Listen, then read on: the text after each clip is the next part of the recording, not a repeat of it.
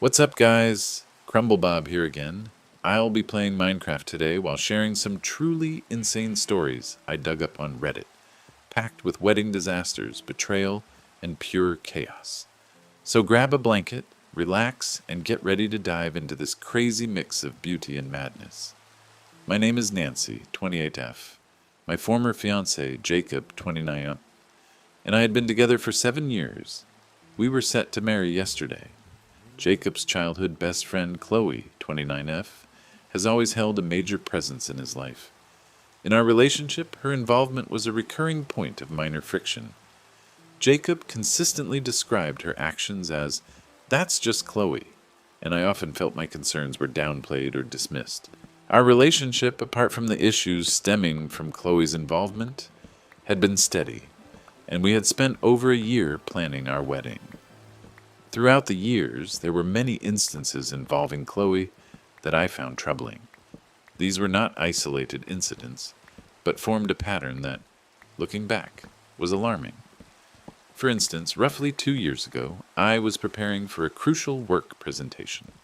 Jacob was supposed to help me review my slides the night before.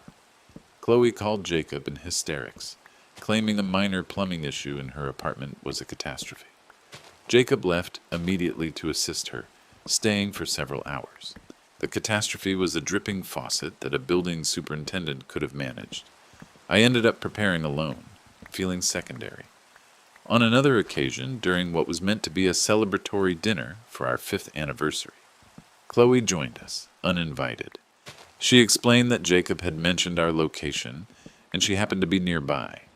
The dinner changed from a romantic evening to Jacob and Chloe recalling their childhood, while I felt like an outsider. Jacob found no problem with this, saying Chloe was like family. Chloe also often made comments that appeared intended to subtly undermine me or our relationship. She would frequently commend Jacob's ex-girlfriends in my presence, or joke about Jacob's wild days before he met me, often giving him a wink as if they shared a secret. When I voiced my discomfort to Jacob, he would typically reply that Chloe meant nothing by it and that I was being too sensitive. He seldom, if ever, addressed her behavior directly. The wedding planning magnified these issues. Chloe had firm views on many aspects, from the venue to the guest list, and Jacob often appeared to yield to her wishes, or urge me to accept them for the sake of peace. She was insistent on being very involved in tasks typically managed by the bridal party or the couple themselves. For example, going with Jacob to his suit fitting, where she reportedly rejected his first preference. Yesterday was the wedding day.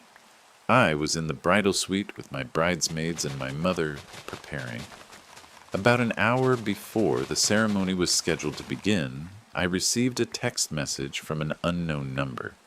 It contained a series of screenshots showing a supposed direct message exchange.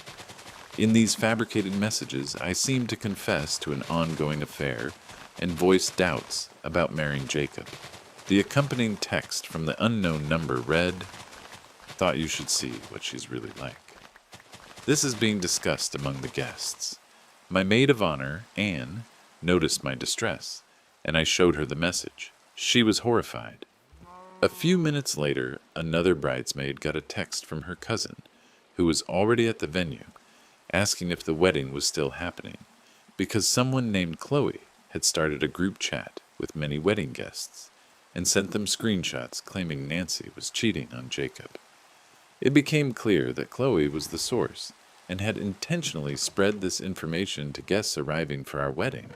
Anne and my mother were trying to grasp what was happening, suggesting we find Jacob at once.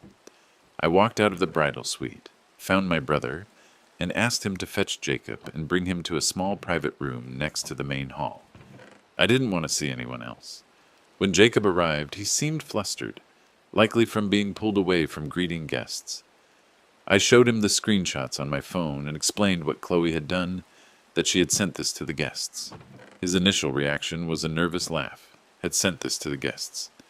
He said, "Come on, Nancy, you know Chloe. She has a weird sense of humor.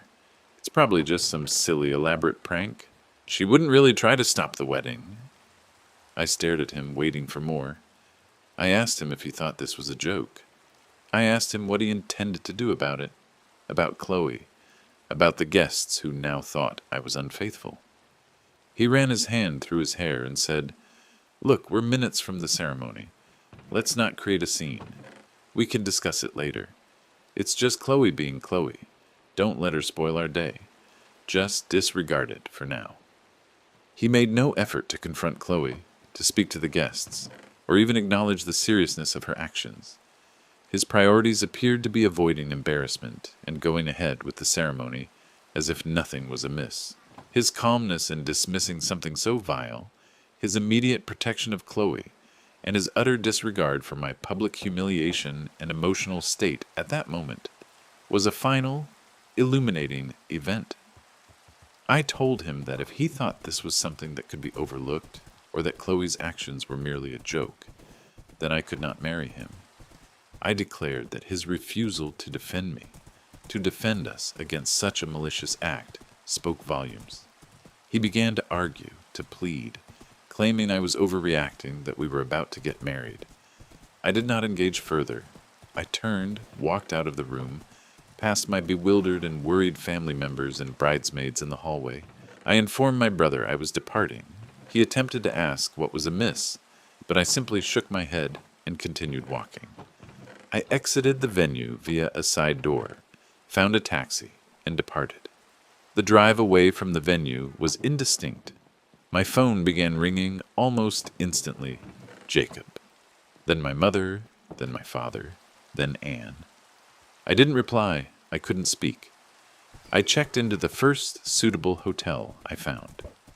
Once in the room, I noticed the missed calls accumulating, scores from Jacob, numerous from my parents, siblings, and some from Jacob's parents. Anne texted me, saying there was turmoil at the venue.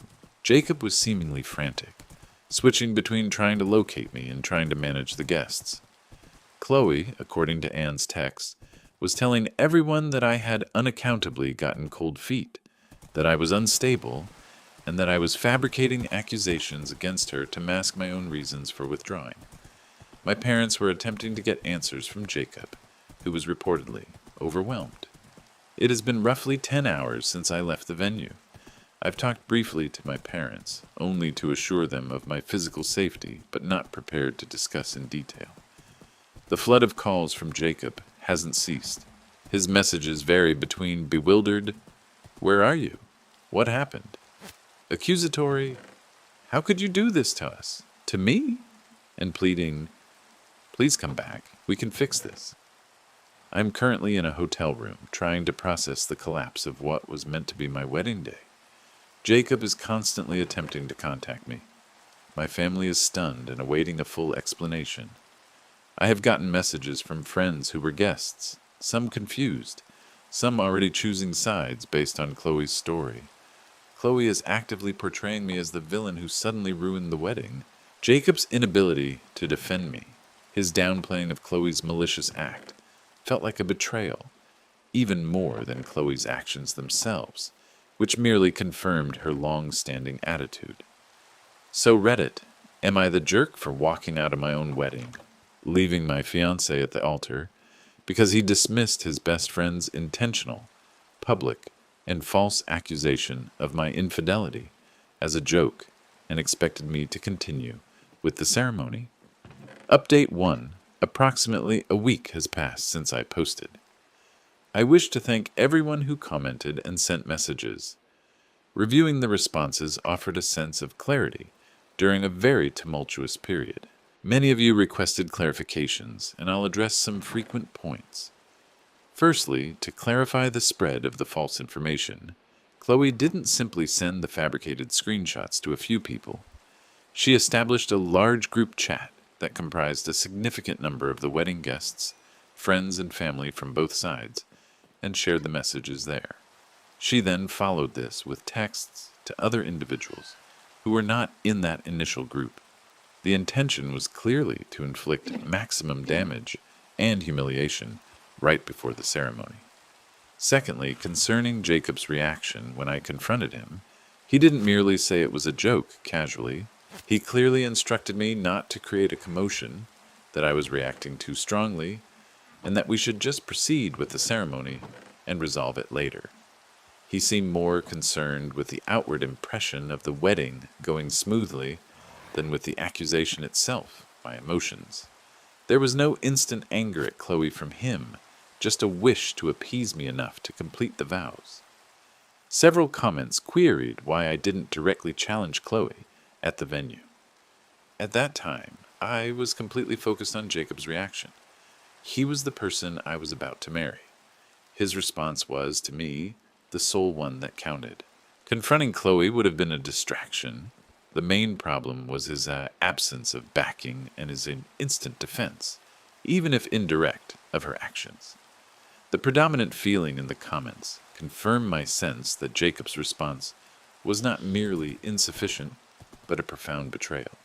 It wasn't just about Chloe's behavior, which was clearly malicious, but about Jacob's decision to prioritize her feelings, or perhaps to avert conflict with her, over mine, even in the face of such a damaging public attack. This was the final result of years of him minimizing my concerns about her. My decision to walk out was an immediate reaction to that specific moment, of him failing to stand by me, but the true impact of that decision came from that accumulated history. The day after the wedding that wasn't, I switched off my phone for several hours to stop the constant calls from Jacob. I then called my parents and made plans to go to their house. I needed a safe place, and I knew they would support me, even if they were still trying to grasp the full picture. My brother came to pick me up. Before leaving the hotel, I blocked Chloe's number and all her social media profiles. I have not initiated any contact with Jacob. I have seen many missed calls and messages from him and his mother. My father has also taken calls from Jacob's father. Upon arriving at my parents' house, I sat down with them and my siblings and explained everything in detail, from Chloe's message to Jacob's reaction and the history that led to it.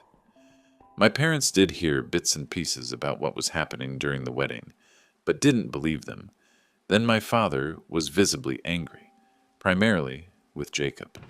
He stated that Jacob's primary and sole concern should have been my welfare and protecting my reputation. He wanted to call Jacob right away, but I asked him not to, at least for now. My mother was initially quieter. Then she acknowledged that Chloe had always made her quite unsettled. She described numerous occasions over the years where she had noticed Chloe quietly trying to marginalize me or become the focus of Jacob's attention, things my mother hadn't mentioned before to prevent interference. She said she always had an uneasy feeling about Chloe's closeness to Jacob.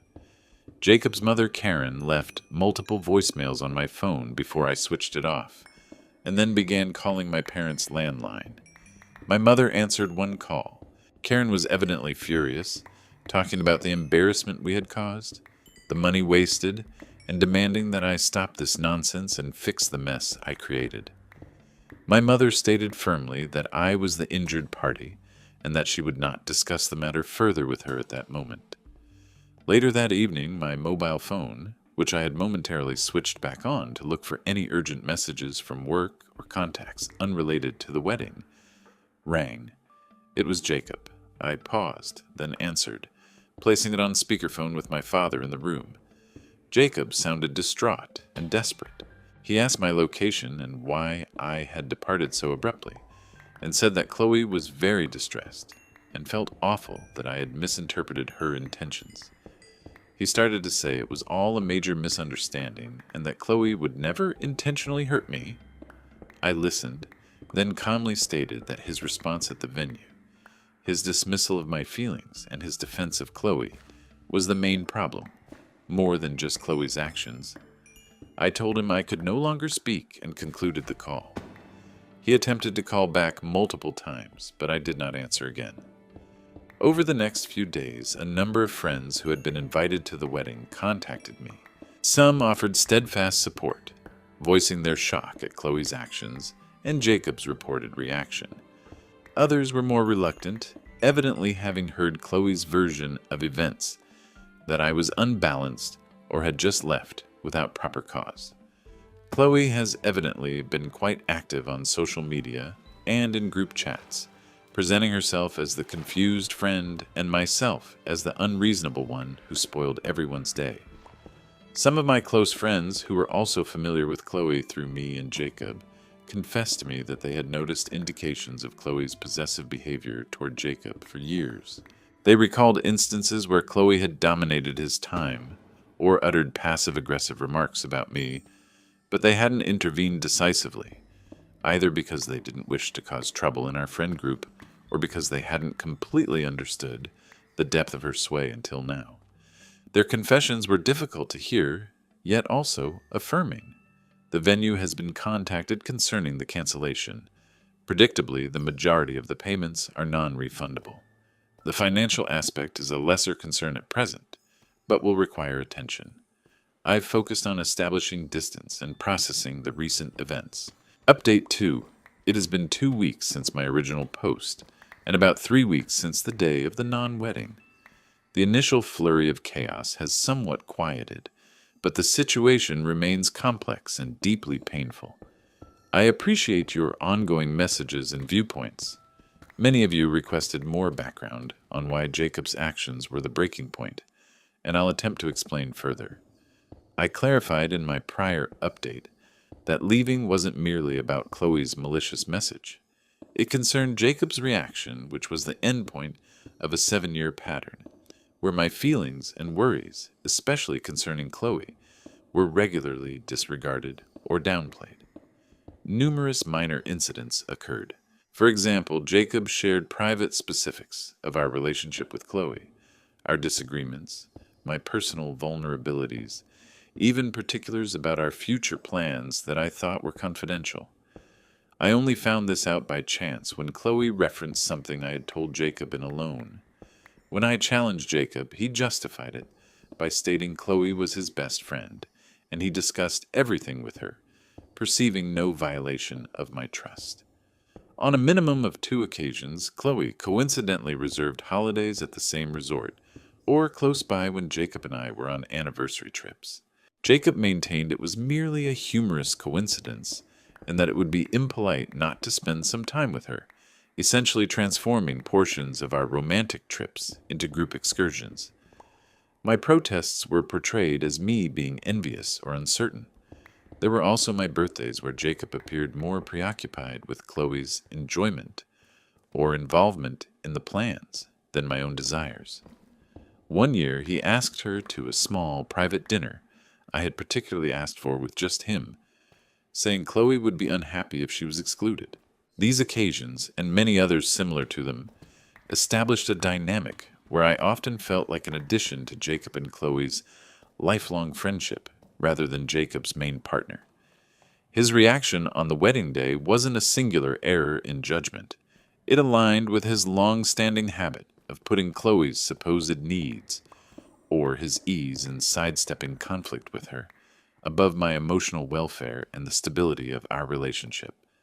The wedding event was simply the most visible and harmful demonstration of this. My brother, David, and sister Emily have been remarkably supportive. They were and remain enraged on my behalf. After my first explanation, they took the initiative to reach out to shared friends and some of our relatives who had been at the venue or heard twisted accounts of what happened. They calmly and truthfully clarified what Chloe did, including sharing screenshots of Chloe's group chat messages that some of my friends had sent to me. They also conveyed Jacob's reaction as I had recounted it. This has had a varied but mostly favorable outcome. Several guests who had initially seemed confused or had accepted Chloe's version reached out to me or my parents to apologize. One of my aunts, who had initially called my mother rather distressed about the controversy, called back to apologize, explaining she hadn't grasped the complete situation. However, many of Jacob's family members and some of his friends stayed staunchly supportive of him, convinced I had reacted excessively. Jacob continued to try and contact me after that initial call I answered at my parents' house. He called several times daily, each day for the first week. I didn't pick up. He then started sending lengthy, disorganized emails.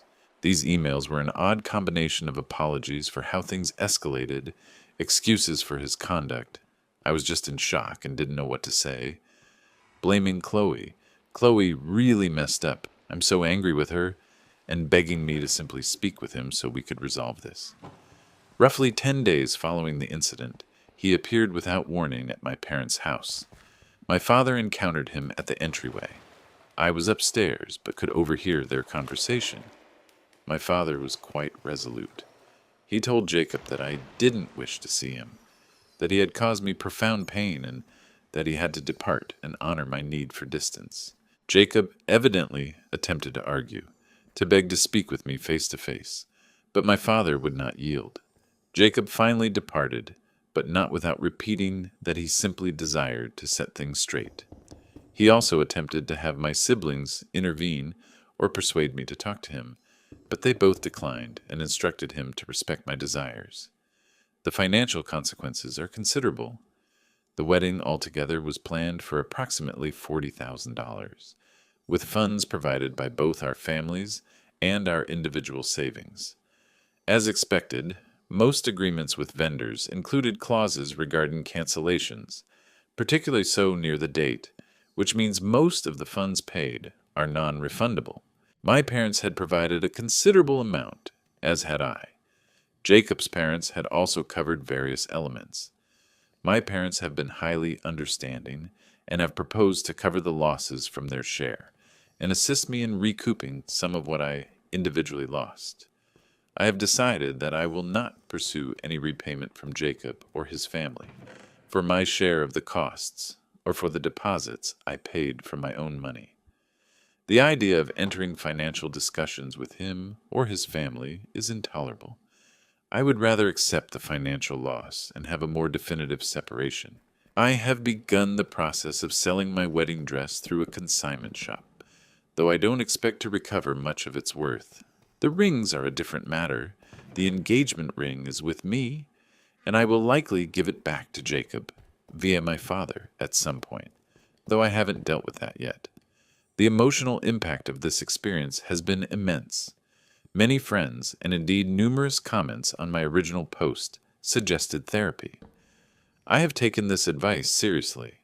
I spent some time last week researching therapists in my area who focus on relationship trauma, emotional abuse, and recovering from significant life upheavals. I have an initial consultation set for next week. I recognize that processing this betrayal and the years leading up to it will be a long journey. Update 3. It's been approximately 2 months since my last update, which means it's been just over 2.5 months since the wedding day that didn't happen. Quite a bit has transpired, and I felt it was appropriate to provide a final update, as many of you have followed this story and offered considerable support. After a few weeks at my parents' house, I made the decision to temporarily move in with my close friend. While my parents were incredibly supportive, being in my childhood home, surrounded by so many memories, and in a place where Jacob knew he could easily find me or attempt contact via my family, was becoming stressful. Laura had a spare room and offered it to me without hesitation. Moving there offered a greatly needed neutral space, some anonymity, and an opportunity for emotional distance from the immediate epicenter of the fallout. Despite my clear indications that I desired no contact, Jacob persisted.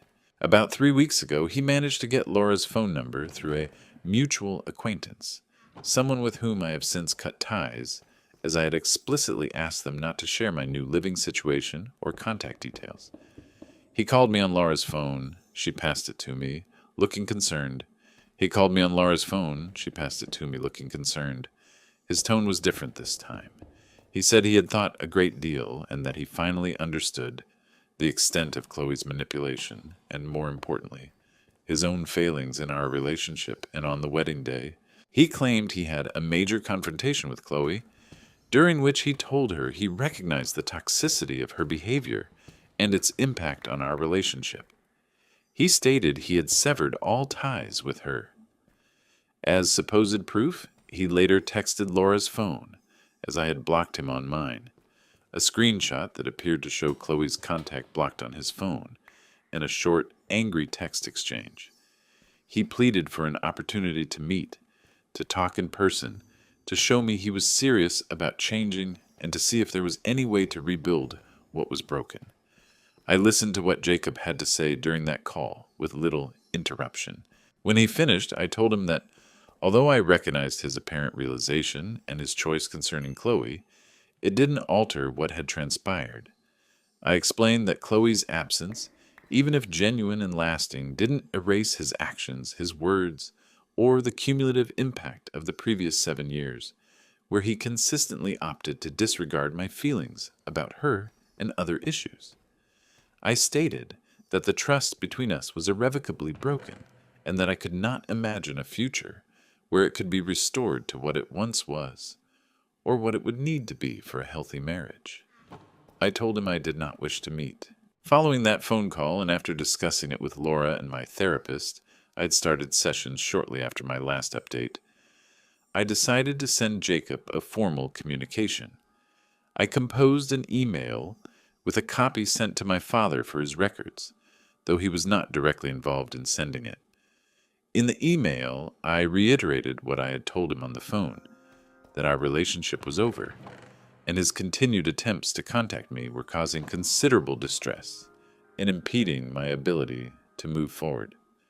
I explicitly requested that he stop all forms of communication with me, my family, and my close friends. I stated that any further unsolicited contact would be documented and could be seen as harassment. Several days after I sent the email, Jacob's aunt, his mother's sister, called my mother. She apparently attempted to plead Jacob's case, stating he was heartbroken, remorseful, and that I should find it in my heart to forgive him, particularly now that he had gotten rid of Chloe.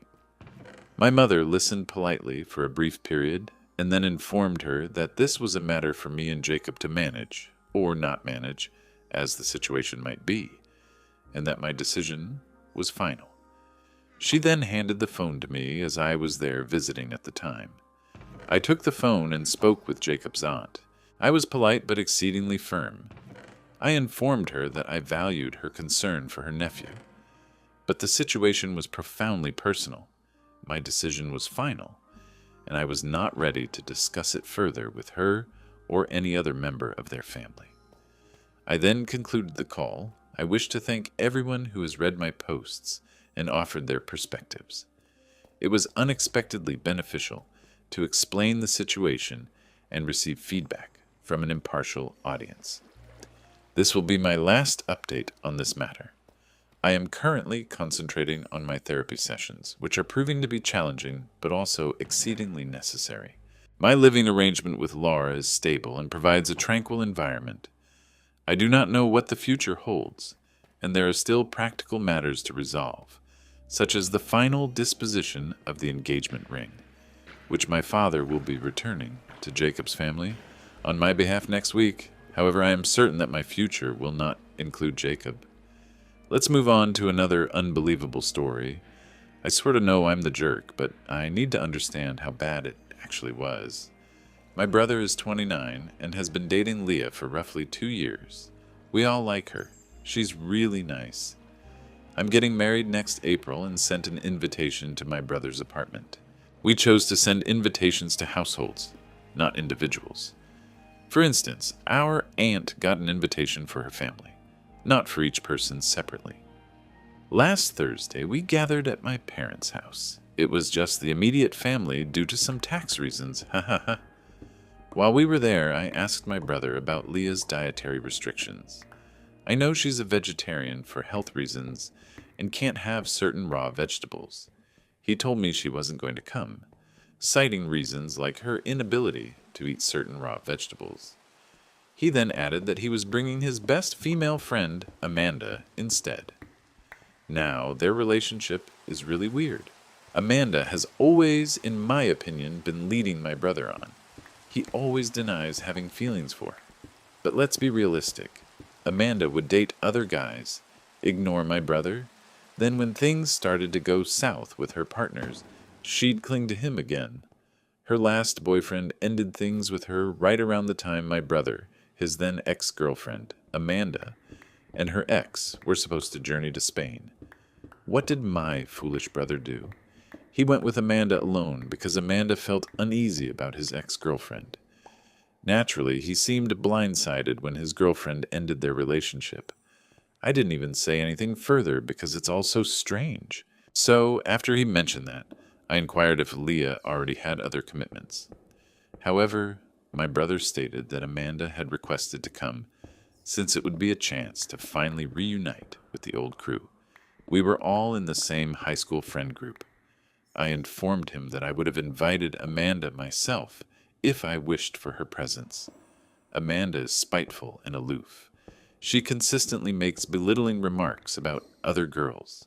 At every gathering, about an hour in, she will cause some kind of scene that either involves her fleeing in tears or sitting angrily at a table, telling everyone to leave her alone, then uttering a cryptic remark about something causing her pain.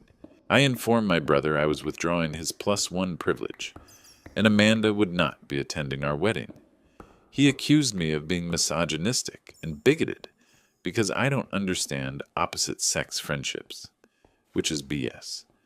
My husband has a female childhood friend who is his best woman. I also love her, and she's been wonderful, and she respects fucking boundaries.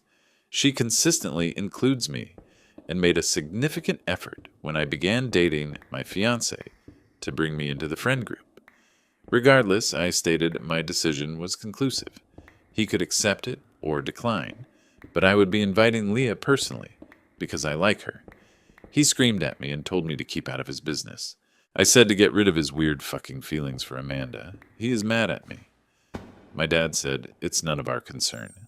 My mom is furious with my brother. So, Ida, to answer some questions. The invitation was addressed to the Smiths. Amusingly enough, Leah shared our last name. Admittedly, ours is one of the most common last names. Yes, they live together. The tax matter isn't a big deal. My parents own a small business, but are quite poor at keeping track of all their receipts. So, every month, we go and assist them. We digitize the receipts and enter them into bookkeeping software for the accountant. Comments where App has replied, "Excellent count 4009, Ada." If he has any sense, he simply won't come to your wedding. That's the proper way to handle us like you. And if he has any sense, he'll go no contact with you. Oop. Yeah, I wouldn't mind. LOL. Excellent count 4009. Well, if you don't mind your brother and dad not attending your wedding, that's fine. But the way you handled it makes you the Not inviting your brother would have been fine. Giving him an invitation, attempting to dominate him, and dictate his relationships for him, and then uninviting his +1 because you want to decide who his partner is. That's overstepping. Oop, my dad isn't mad at me, dude. LOL. He considers it needless drama. He doesn't like Amanda either, so he's just staying out. Amanda replied to several other commenters. I included a few here. Commenter, NTA. Your brother is, though. He needs a huge reality check. This chick Amanda sounds super problematic and toxic, and since it is your wedding, you are absolutely within your rights to decide who gets to be there and who doesn't. Hopefully, your brother will recognize how manipulative Amanda is and remove her from his life before she manages to ruin even more for him. Amanda, none of that is Op's concern. She granted him a +1, then withdrew it. She is an OP for meddling in his relationship. This will fracture her family. Let's see if her brother and dad will be the only ones not attending. Commenter, it's perplexing why he and Amanda aren't a couple. They appear to be fond of each other. Or does he genuinely like Amanda, but she uses him as a stand-in and doesn't return his affections? If that's the situation, he needs to create distance so he can progress. Or you're correct, he will be solitary until Amanda marries someone else. Amanda, what do you anticipate? He has an AH sister. He can advance, or you're right. He'll be by himself until Amanda weds someone else. Amanda, what do you foresee? He has an AH sister. Update. 1. Regarding the invitation, I now understand I shouldn't have worded it as inviting a single individual. I believed inviting households would be charming and less burdensome for guests. Lesson learned, Ha ha.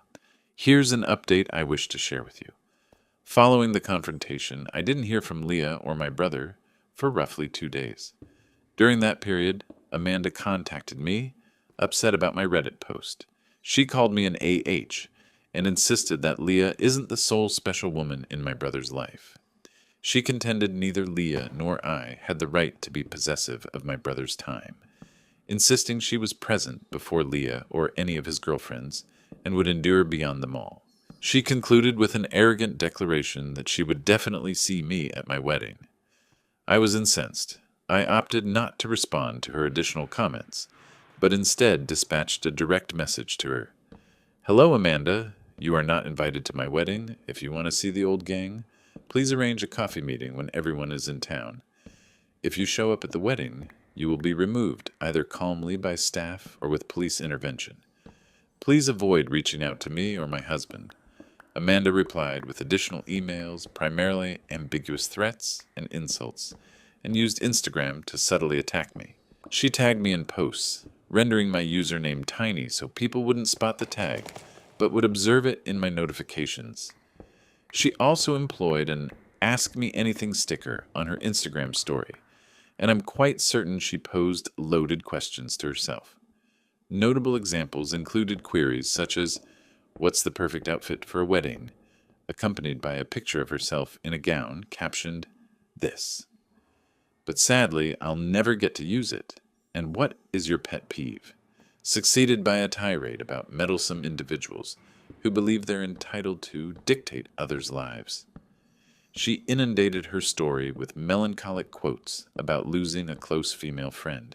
She tagged me in every single one. Of course, I took screenshots of them all. Haha. Some friends contacted me when Amanda began circulating a different version of events, asserting I initially invited her but then uninvited her because Leah despises her and coerced my brother into doing likewise. The best part? No one believed her. Many of our old high school friends have ended their friendships with Amanda, and the few guys who still speak to her are primarily connected to my brother. They got in touch to inform me Amanda was spreading rumors. The girls in the group blocked her after she complained to them, which led Amanda to start inundating their phones. My brother panicked, believing I had launched a campaign against her. Regarding my brother, he phoned and messaged me repeatedly, enraged that I left Amanda out and even held me responsible for any harm that might befall her. He even called our mother, stating Amanda was depressed and vowing never to forgive me if anything occurred to her. My mom counseled him to request a welfare check if he was truly worried, because he, as someone without training, would not be prepared to manage such circumstances. The most significant update is that my brother was evicted from a shared apartment. Leah phoned me to say their relationship might not last, and that she might not feel at ease attending the wedding. I respected her choice and offered to listen. We met for coffee, and she described their terrible argument. Without delving into every detail, Leah spoke candidly. She made my brother read every single text aloud between him and Amanda, and sent a copy to one of her male friends, who responded, "Leah, WTF, this is not okay." She used this as proof that their interactions were, at best, improper, and, realistically, an emotional affair. When my brother pleaded with her to stay, she asked him why, understanding he would always pick Amanda. He vowed he wouldn't, but his instant reaction to a frantic call from Amanda about me bullying her showed otherwise. Leah departed while he consoled Amanda in a different room. Later, she messaged him that he had to move out while she was gone. It's her apartment, and she didn't wish to see him until specific conditions were fulfilled, completely cutting out Amanda and seeking therapy to tackle his unhealthy habits. The argument extended over 2 intense days. Leah found comfort in your podcast in the comments here. She described it as dreamlike but beneficial. She sends her regards and wants individuals in comparable predicaments to understand a few points. Don't fear being by yourself, because being with someone who isn't good for you will make you feel more solitary than being single. Never start a relationship with an "I can fix him" mindset, as it often leads to heartbreak. Prioritize yourself. And while attempting to work things out is noble, don't rely on it as the solution. That's essentially it. It sounds complicated, like a soap opera, but my everyday life has surprisingly been calm.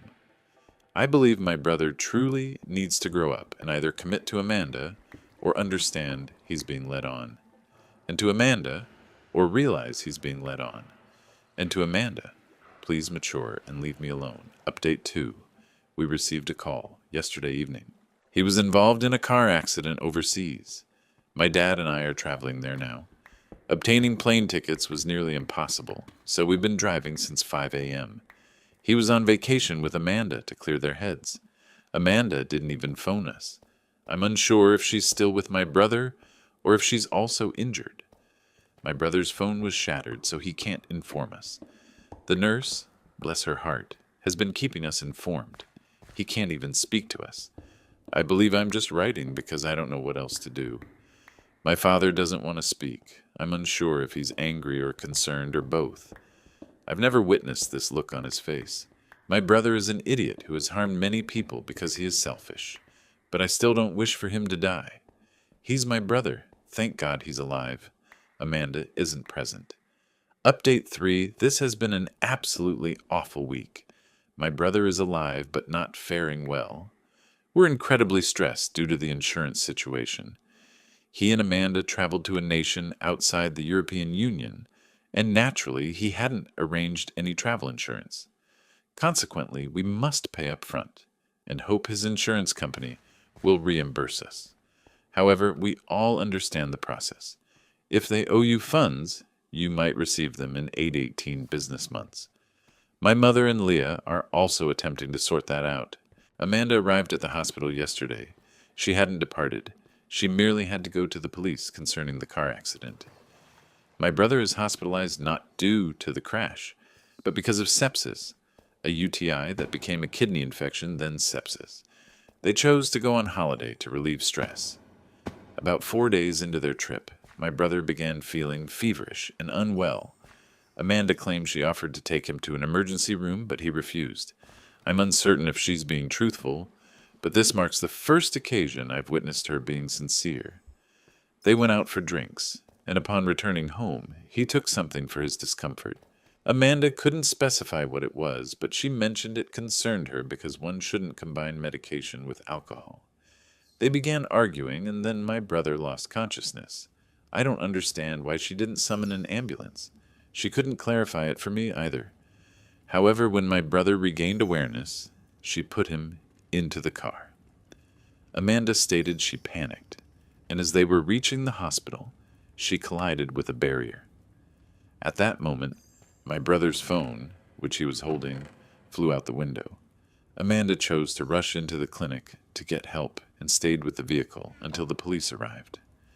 Afterward, they didn't let her in because she's not family. Instead of phoning us right away, she went back to their Airbnb and told me she just needed a moment to process everything. She had to go to the police, pay for the damage, then visited my brother. Yet, this is where it gets frustrating. Amanda decided she needed to clear her head and left my brother in the hospital alone for a day. She checked into a nearby hotel to rest.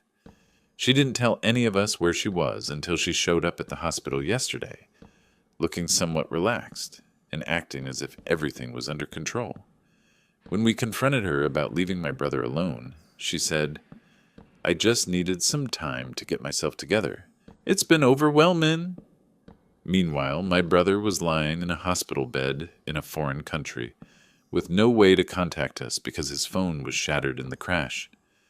We're now trying to navigate the logistics of getting him home and ensuring he gets the medical care he needs.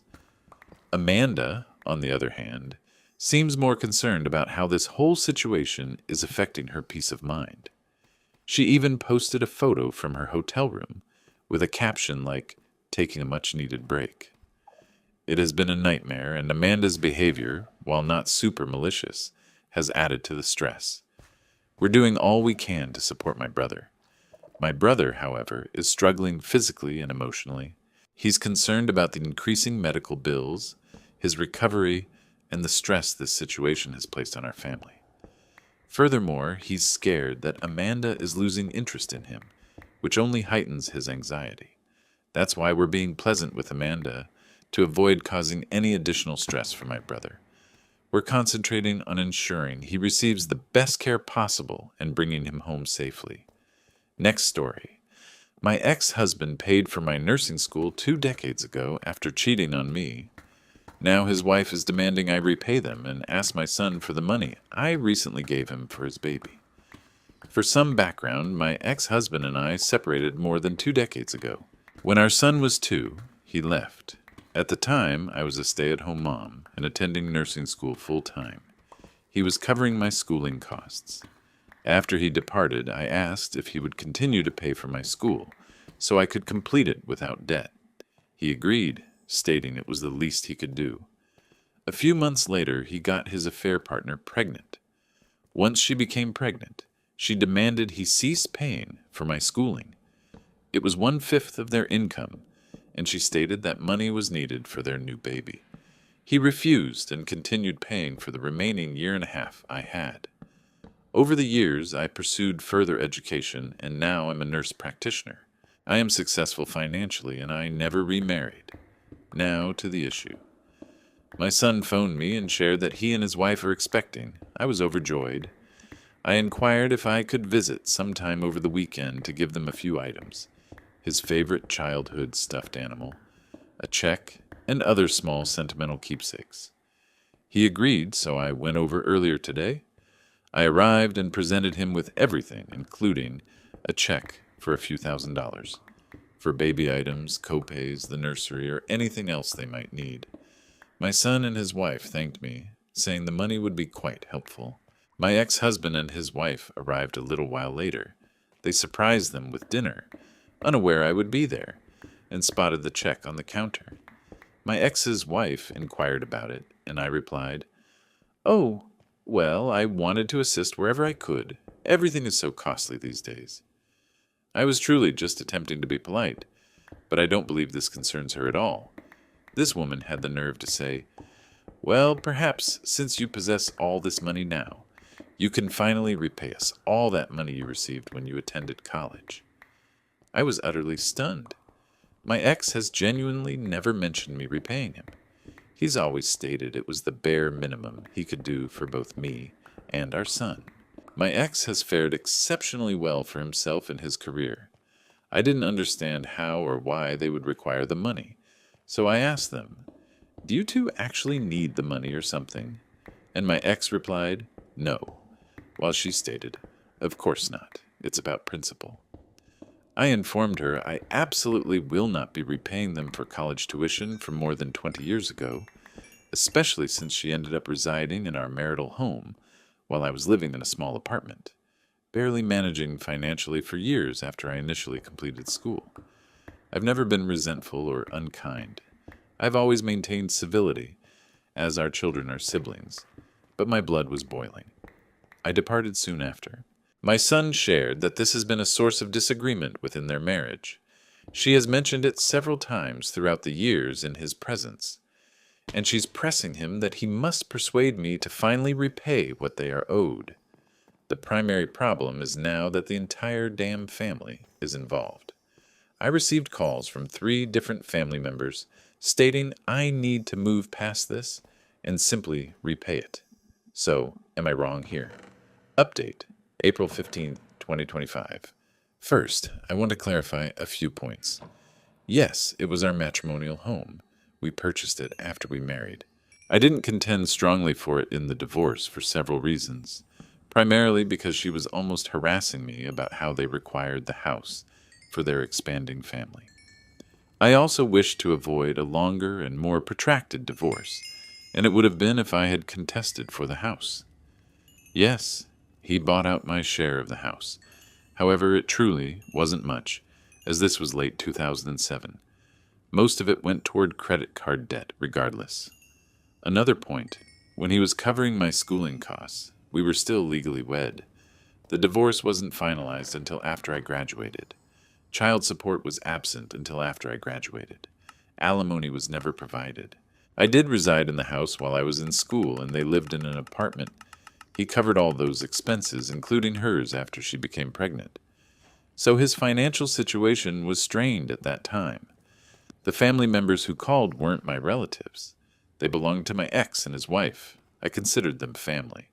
They have since been blocked. Moving on to the update. Yesterday, after finishing work, I found several missed calls from my son. When I phoned him back, he informed me that his stepmother has now requested the money from the check, as it was nearly the identical sum they spent on my college. She claimed it was clear I would never settle my debts, and that I would simply give him my son more money, regardless. I'm astonished. I'm furious. I don't know what has compelled her to consider asking my son for money meant for his family. I instruct my son to disregard her, and I'll take care of it. Next, I contact my ex. Hey, it went directly to voicemail. I try again a few minutes later, and it's still the same. So I reluctantly call my ex's wife, and she answers right away. I tell her the three of us need to meet first thing in the morning to talk about the debt. I'm thinking this has to happen in person with all three of us, so there's no confusion. She agrees. This morning we met at a coffee shop close to my ex's work. As soon as they sit down, I say, "So ex's wife, want to tell me why you find it appropriate to ask my son for money?" My ex looks at her and asks, "You asked our son for money?" She starts on about how she was simply asking for the money they're owed, and she didn't ask for more than was on the check. Then she says, "For years we struggled because of paying for your school. For years we couldn't afford a new car, a new house, or a nanny. My kids had to share a room." She goes on about her struggles. I started to tune her out because I kept thinking, there's no way she's this deluded. It may have been inappropriate, but I laughed. I literally took out thousands in credit card debt to keep my son and me afloat, while my then husband was shacking up with her and paying her bills. My ex looks at her and says, "What the hell, Sarah?" I added, "It's laughable you think you're owed anything from when you were a mistress. We were married when he paid for my schooling, and it's quite literally none of your business how he chose to spend money. You had no claim to his money until you said, 'I do,' and as far as I remember, that wasn't until years after the divorce was final. Don't contact me or my son about this money again. You'll never see a dime from me." She rolls her eyes and stands up to leave. My ex tells her he's going to stay a minute. After she left, he asks why I didn't just call him and tell him what was happening, saying he would have handled it and that it didn't need to go this far. I say I did call him. Twice, actually.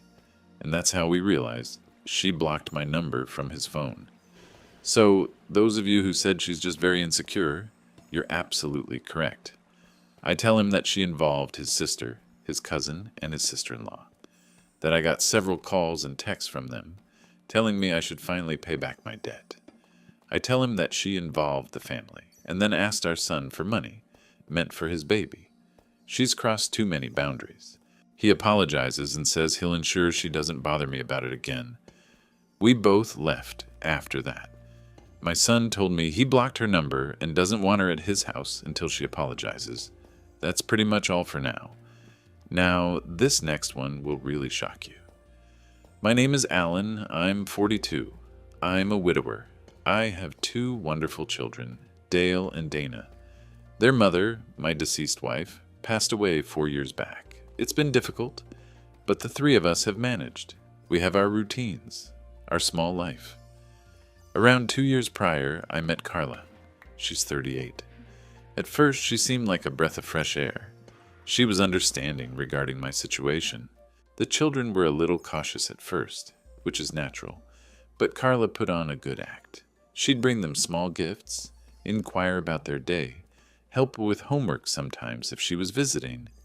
After roughly a year and a half, things felt serious enough, and I proposed. The wedding was scheduled for 3 months later. The children, well, they weren't thrilled about a stepmom, but they weren't hostile either. The primary other person in this mess is Carla's brother, Sean. He's around 35, I believe. A classic deadbeat. Never kept a job for more than a few months. Always some sob story, constantly needing a loan, a place to stay. Carla, she's consistently enabled him. Always. That was a bit of a pink flag, I guess, but I assumed it was her family, her concern, as long as it didn't spill too much into our existence. So we became engaged. The wedding planning commenced, and almost at once, mentions of Sean began to become more frequent. Oh, Sean's lease is expiring soon, or Sean's having difficulty finding a new place, or Sean's genuinely trying to get his life in order, he just needs a stable environment. I'd nod, make sympathetic sounds, but didn't truly engage. My residence has 3 bedrooms, my own, Dale's, and Dana's. It's comfortable for us. There's no extra space for an adult male. Then approximately 6 months ago, Carla began suggesting Sean could stay with us for just a brief period. I politely but firmly shut that idea down. I stated it wouldn't be fair to the children, citing space concerns, and emphasized that their stability was crucial. She dropped it, but her expression tightened. A couple of months later, she brought it up once more, this time with greater insistence. She argued that my house was ample enough, not a mansion, just a typical suburban home, and that Sean would cause no trouble at all. I inquired where he would sleep. She made a vague gesture around the area. I again refused, explaining that the kids required their own space and routine, and having a virtual stranger, particularly one with his history, residing with us was out of the question. We had our first significant disagreement about it. She accused me of not supporting her family. I told her my children came first, always. The wedding preparations continued, but a tension now existed. She'd offer small, critical remarks. Then, about 2 months ago, she revealed the shocking news. She proposed we could convert the children's playroom into a bedroom for Sean. I was speechless. I asked her if she was serious. She said Sean truly needed this opportunity. I told her my children needed their space for childhood more. The disagreements grew more common. She began portraying me as self-centered, inconsiderate. She'd utter remarks such as, "Family members are meant to assist one another, Alan." I'd respond, "My core family consists of my children, Carla, and you're meant to be integrating into our family, not sacrificing it for your brother." Then, approximately a month ago, she devised the resolution that caused all this. Roughly a month back, she presented the answer that started all this. She had me sit down, quite serious, and declared she'd resolved everything. We could enroll Dale and Dana in boarding school. She claimed it would benefit them. They'd receive a high-quality education and grow more self-reliant. And the most advantageous aspect? It would make both their rooms available. Sean could occupy one, and we could utilize the other as a guest room or an office for her.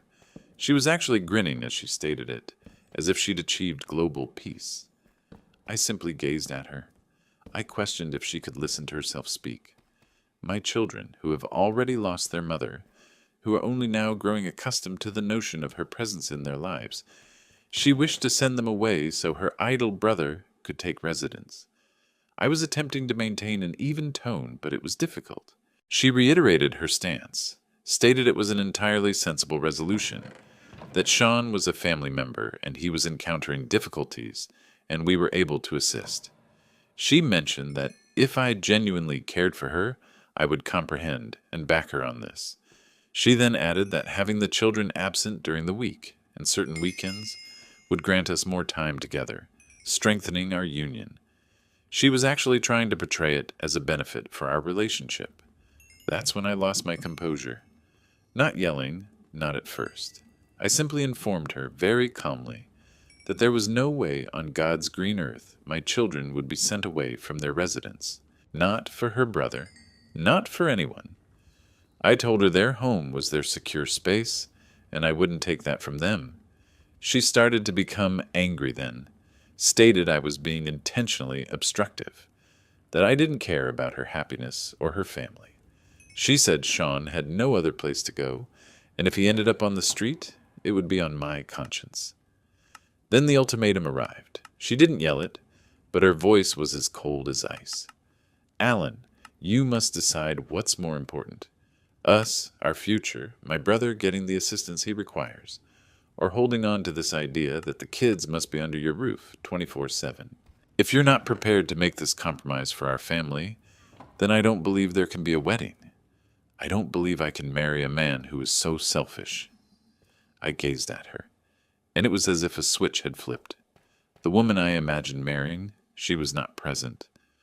All I observed was someone who would casually abandon my children's welfare for her screw-up brother.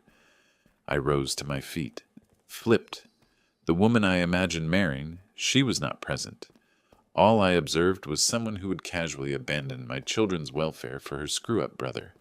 I rose to my feet. I informed her, "You're correct, Carla. There cannot be a wedding." Her expression shifted from anger to shock. "What are you saying?" "I'm saying it's finished," I stated. "The wedding is canceled, and you need to exit my house, both of you." Sean had apparently been invited over by her that afternoon, likely to inspect his potential new accommodations, and he was loitering in the kitchen. He'd overheard most of it, I presume. Carla just stammered, You can't be serious." "I've never been more serious in my life," I informed her. "I want you and your brother out of my house, tonight." Sean, who had been silent, spoke up from the kitchen doorway. "Hey man, that's not cool. Carla's just trying to help me out." He took a few steps towards me, but I walked directly up to him. He's slightly shorter than me, slender. "You think it's cool to eject children from their rooms, to send them away from their father? Gather your belongings, whatever you brought here, and leave. Both of you." Carla began crying. Then, "Alan, please, don't do this. We can discuss it." "We just did, Carla," I replied. "You gave me an ultimatum. I made my decision. My children remain. You depart. That concludes the discussion." I proceeded to the front door and opened it. Out. It was an unpleasant spectacle. Carla wept, pleaded, then grew angry again, calling me names. She claimed I had deceived her, led her on. Sean attempted to argue, asserting I was being unreasonable, that Carla loved me. I simply stood there, holding the door open. I told them if they weren't gone in 10 minutes, I would contact the police to have them removed for trespassing. That appeared to register with Sean, at least. He began collecting some items Carla had brought in over the months. Garments, personal care products, a few trinkets. She continued attempting to argue with me, but I refused to participate. I simply kept reiterating, "Collect your belongings and depart." The process lasted approximately an hour. An hour filled with her tears, his murmuring, both of them periodically staring daggers at me. I offered them no assistance. I merely observed. When they eventually exited through the door, Carla cast one final glance my way, filled with, I'm unsure, hatred, hopelessness. I no longer cared. I simply shut the door after them. My immediate action was to contact a round-the-clock locksmith. I had all the locks replaced that evening. It incurred some expense, but tranquility is invaluable. Carla possessed a key, naturally. I wished to avoid any unexpected visits. The following day, I telephoned the wedding service providers. I commenced canceling all arrangements. I forfeited some deposits, which was painful, but it was preferable to the other option, elucidating the situation to my parents, my deceased wife's parents, and my friends. That proved uncomfortable. I kept my explanations straightforward. Carla and I had a fundamental difference regarding the children's well-being. It could not be reconciled. The wedding is no longer happening. Most individuals were surprised, yet supportive. A couple of Carla's acquaintances attempted to phone me, likely to argue on her behalf or scold me. I did not respond. Informing the children was difficult. I sat them down and explained that Carla would not be residing with us, and that the marriage would not occur. Dana inquired why. I informed them that Carla desired certain outcomes that were not beneficial for them, and I would not permit that. Dale, who is a reserved child, simply nodded. Dana appeared somewhat saddened for a moment, then inquired if this meant she no longer had to share the playroom. I assured her no. The playroom was entirely theirs. They seemed more relieved than anything, frankly. Carla attempted to call and text for several days. Voicemails were filled with tears, then anger, then renewed pleading. I did not reply. After approximately a week, they ceased. It has been roughly 2 months since that evening. Life has stabilized. It is quieter. The children appear more at ease. We have reverted to our previous routines: movie nights, constructing Lego castles, Dale's soccer matches, Dana's art class.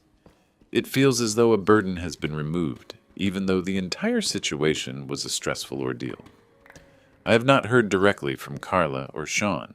I presumed they were residing with one of her parents or another sibling. Then yesterday I received a call from a shared acquaintance, someone who was friends with both Carla and me. Let's refer to her as Holly.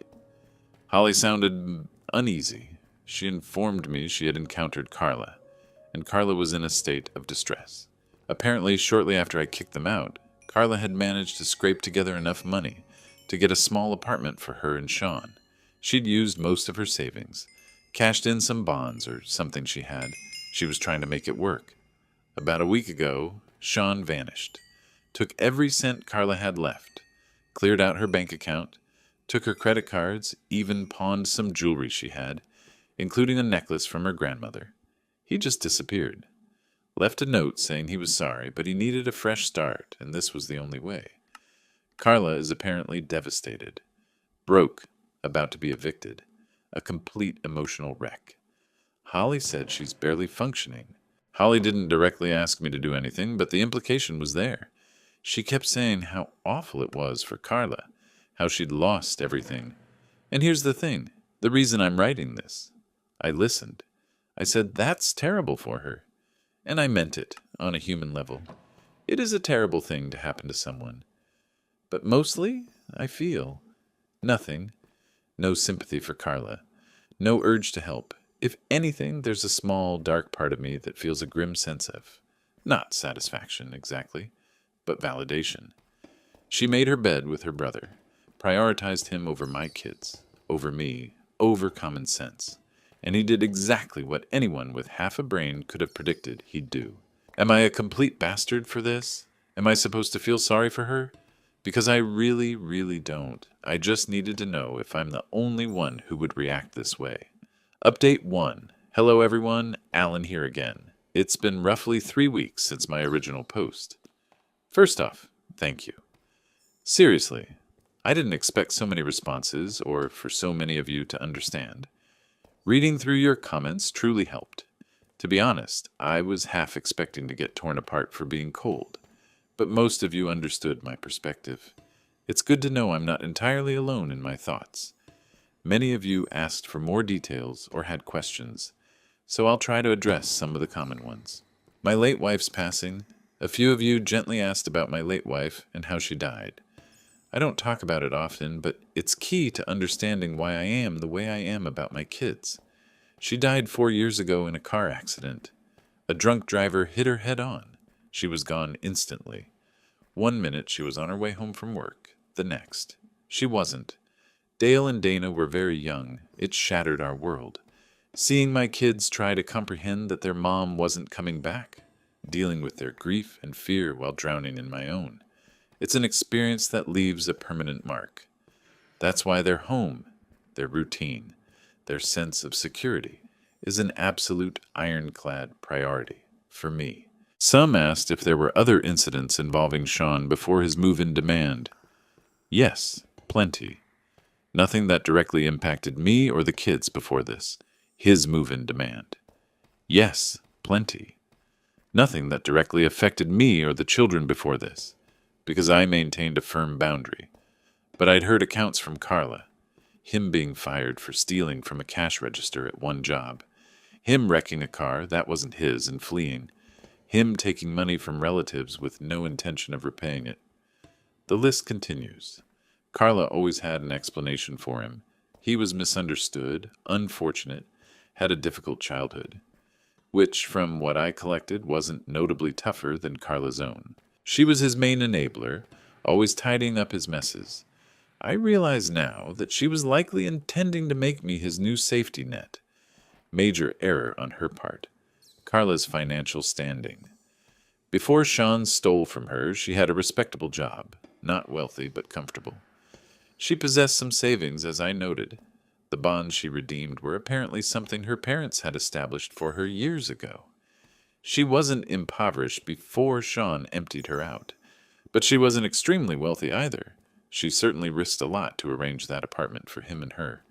Wedding deposits, yes, lost a good portion. Venue, caterer, photographer. Some gave partial refunds. Others had non-refundable clauses. It's irritating, but truthfully, it's a minor cost for the freedom and tranquility I possess now. Cheaper than a divorce, right? Why I believe she enabled Sean, I've pondered this extensively, even before I posted. Guilt, maybe? Some kind of misplaced family loyalty? Perhaps she was afraid of him in some manner, or feared him failing so spectacularly that it would reflect poorly on her. Or perhaps she truly accepted his hard luck tales every single time. Frankly, I don't understand the profound psychology behind it, but it was like a major blind spot for her, a massive one. She was unable or unwilling to see him for who he truly was. A few inquired if Sean became physical when I made them leave. Not precisely a fight. When I instructed him to depart, he puffed out his chest a little, uttering something like, "You can't just throw us out. Carla's your fiancée." He took a stride toward me, as if he intended to try and push past me or intimidate me. But I advanced towards him. I didn't elevate my voice, simply held my position and informed him, "She was my fiancée. Now she's someone who needs to depart from my property, and so do you. Just try me." He must have noticed something in my expression because he retreated quite quickly. He's all talk, that one. No genuine courage, simply a parasite. I was entirely ready to physically eject him if needed, but it didn't escalate to that.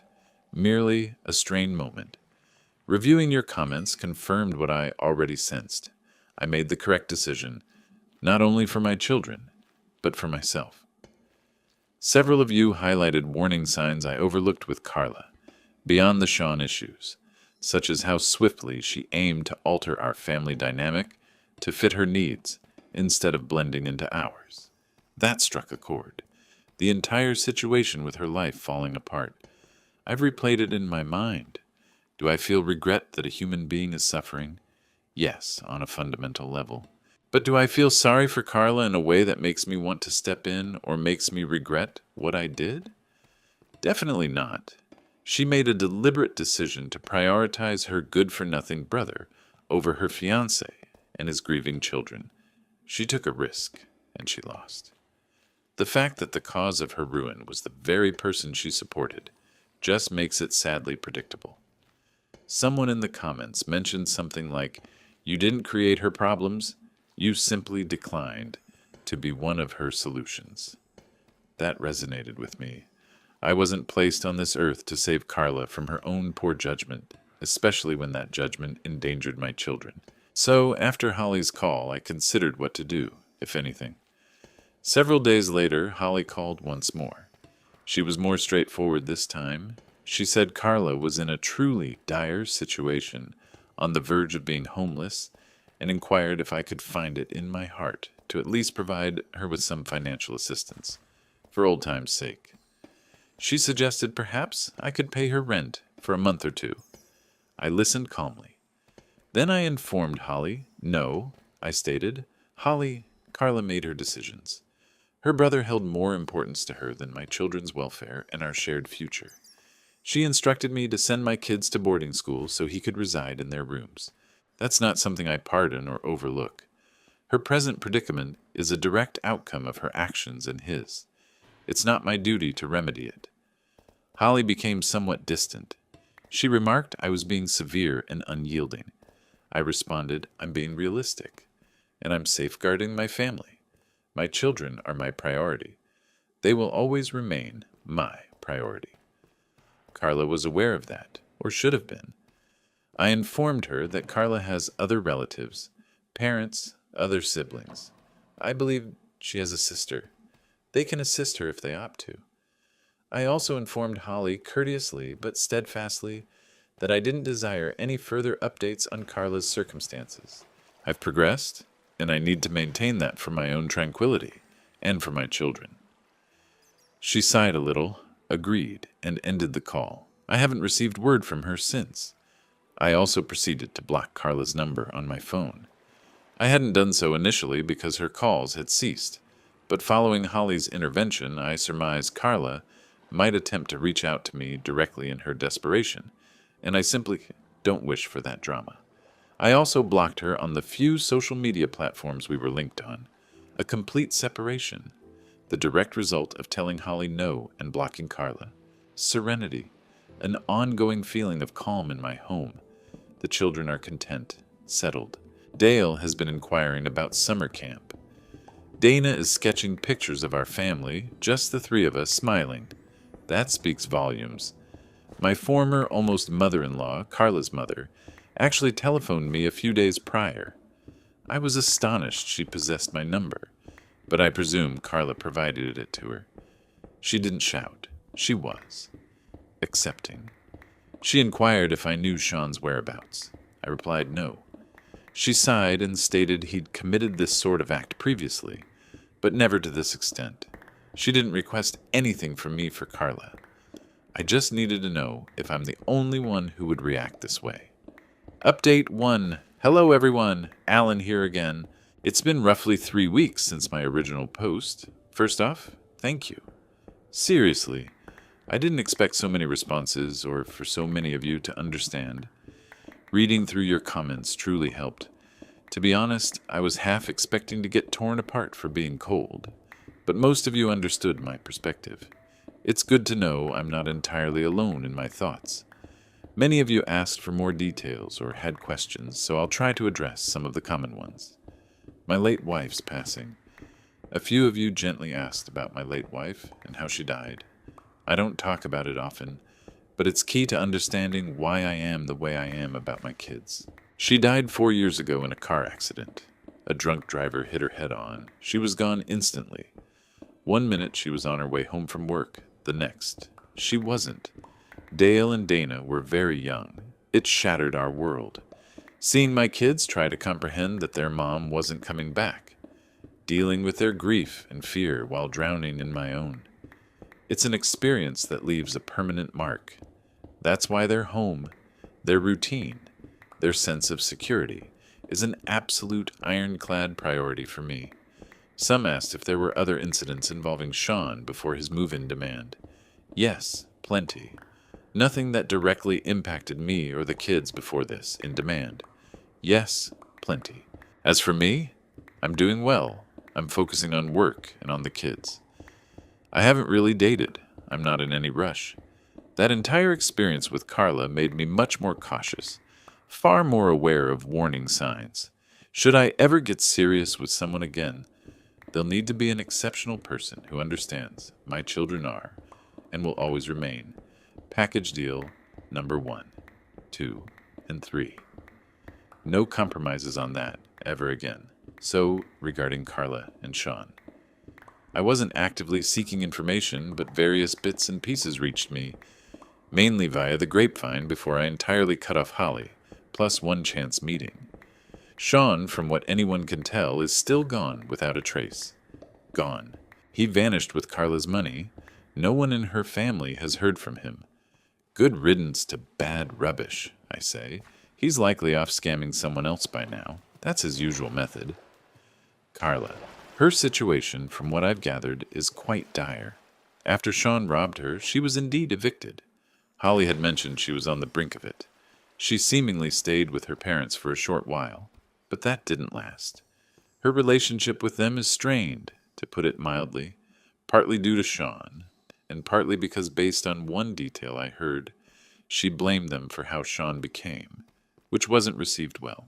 Around 6 months ago, I was at a big hardware store in an adjacent town, getting supplies for a treehouse project Dale and I were beginning, and I saw her, Carla. She was working as a cashier. She looked rough and tired. She was wearing a standard-issue store vest that didn't fit well. Her hair was just pulled back, none of the careful styling she once did. She saw me as I was in line. There was this flicker of something in her eyes, recognition, shame, maybe anger. I don't know.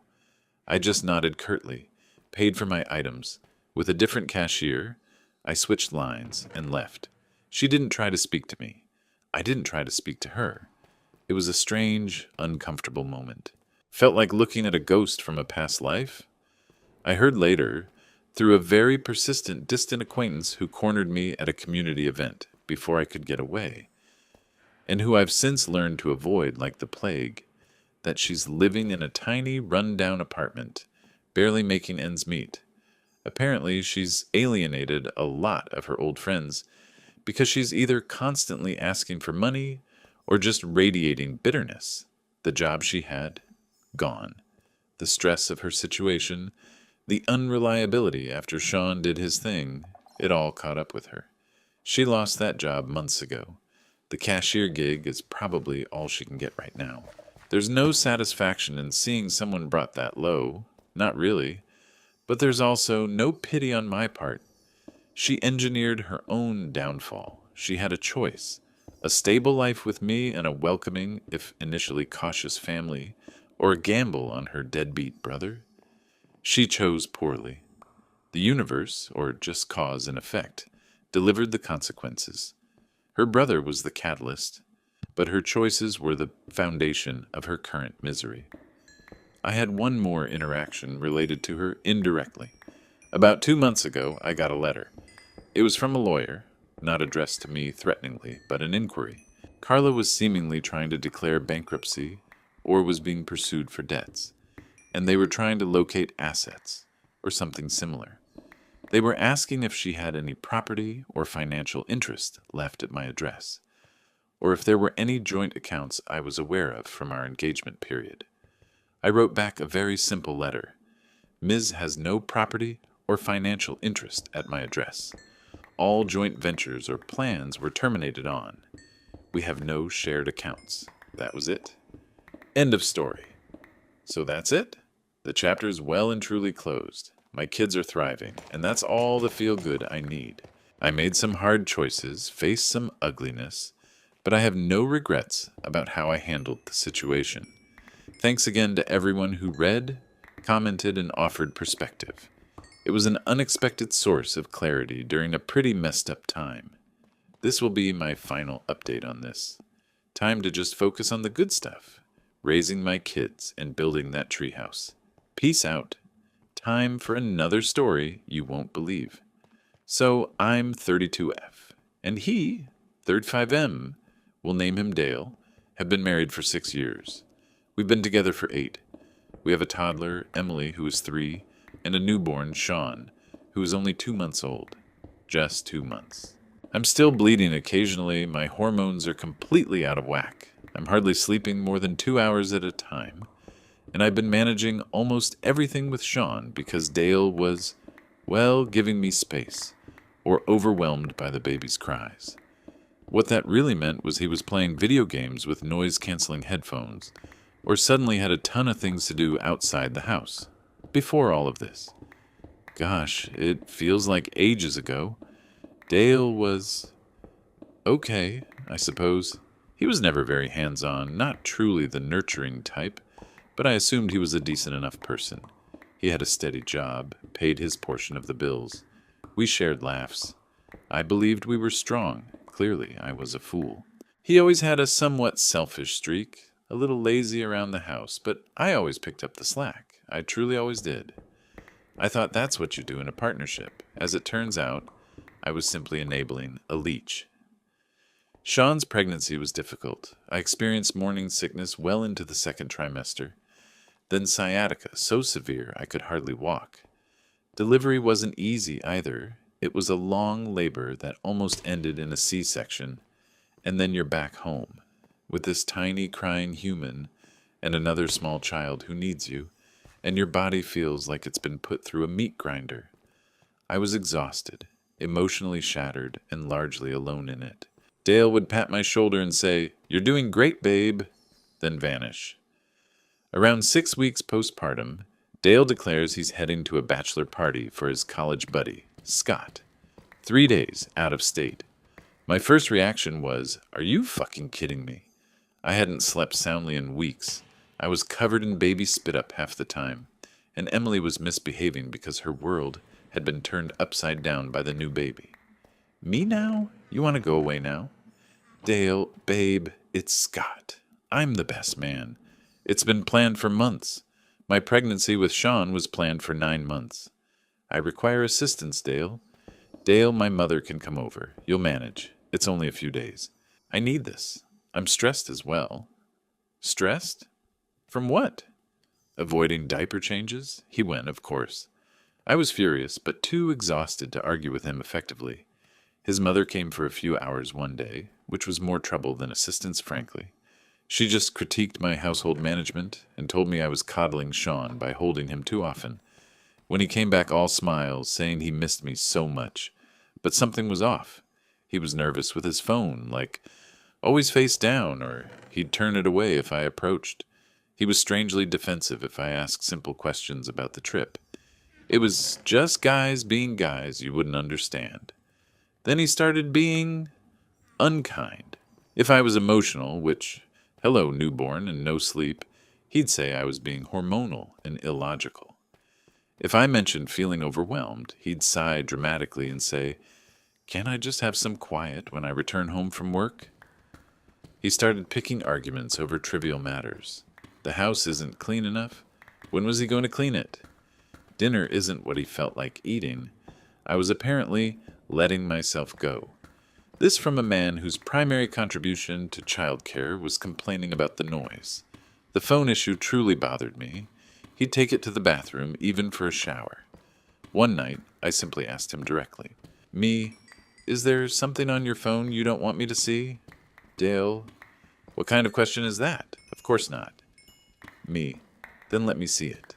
Dale, no, it's my privacy. Why are you being so paranoid? You're acting crazy. Me, I'm acting like a wife who's noticing a lot of warning signs from her husband who suddenly treats his phone like a state secret after a boys' trip. Dale, you need to relax. Seriously, it's probably your hormones making you suspicious. There's nothing happening. Gaslighting, he made me feel like I was losing my sanity. I began to doubt myself. Perhaps I was being excessively sensitive. Maybe the lack of sleep was making me paranoid. About 2 weeks after he returned from the trip, I received a message request on Facebook. It was from someone I didn't know, a woman. The message simply read, "You should probably see this," and a photo was attached. It was Dale, at a club with flashing lights. He had his arms around this blonde woman, his face buried in her neck, her hands all over his backside. They were essentially dry humping on the dance floor. It wasn't merely a friendly hug. I couldn't breathe. I recognized the shirt he was wearing. It was one I'd bought him for his birthday. It turned out the woman who sent it was the girlfriend of one of the other guys at the bachelor party. Her boyfriend had drunkenly shown her pictures from the night, and she felt I had a right to know. His own friend had taken the picture. I waited until Emily was asleep and Sean was finally settled. Dale was on the couch, gaming, headphones on. I walked over and just stood there until he noticed me. He pulled off his headphones. "What's up?" I didn't say anything. I just airdropped the photo to his phone and watched his face. First, confusion, then dawning horror.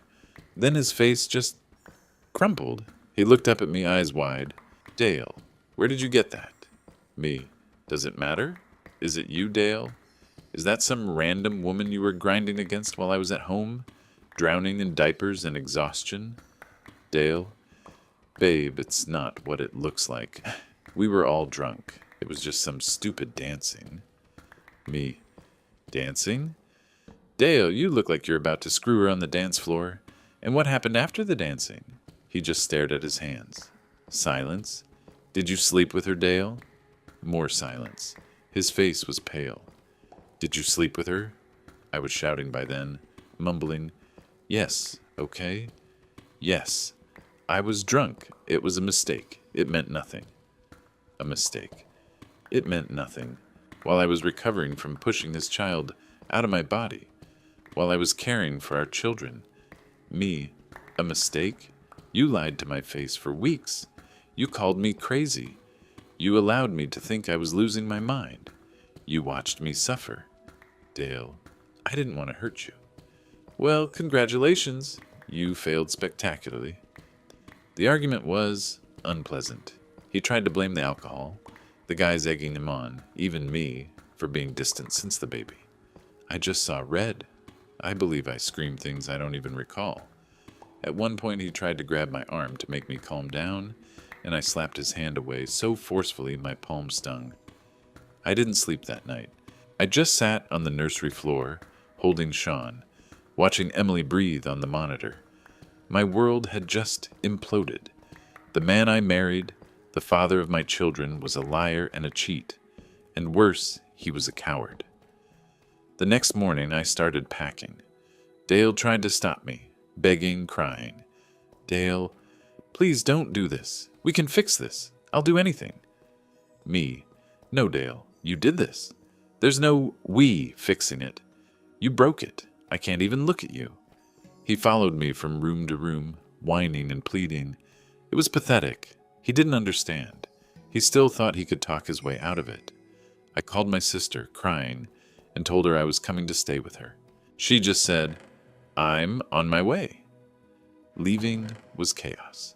Trying to pack for myself, a toddler, and a newborn, while Dale was either underfoot trying to help, which was just him getting in the way and looking pitiful, or yelling about how I was overreacting and destroying our family.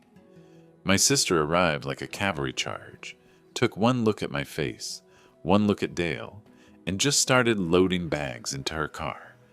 She didn't say a word to him. The silence was more damning than any yelling. The last thing I saw was Dale standing in the doorway, looking lost and pathetic. The first few weeks were a blur. My sister's place isn't big, but she made it work. I cried a lot. I was angry. I was numb. Trying to breastfeed a baby when your stomach is in knots from stress is a special kind of hell. Emily was confused, asking for her daddy, and it just broke my heart all over again.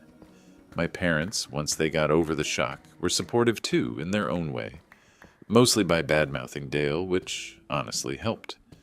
I initiated no contact with Dale.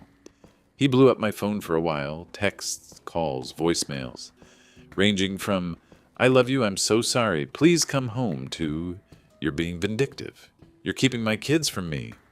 I blocked him. All communication had to go through my sister. So that was a month ago.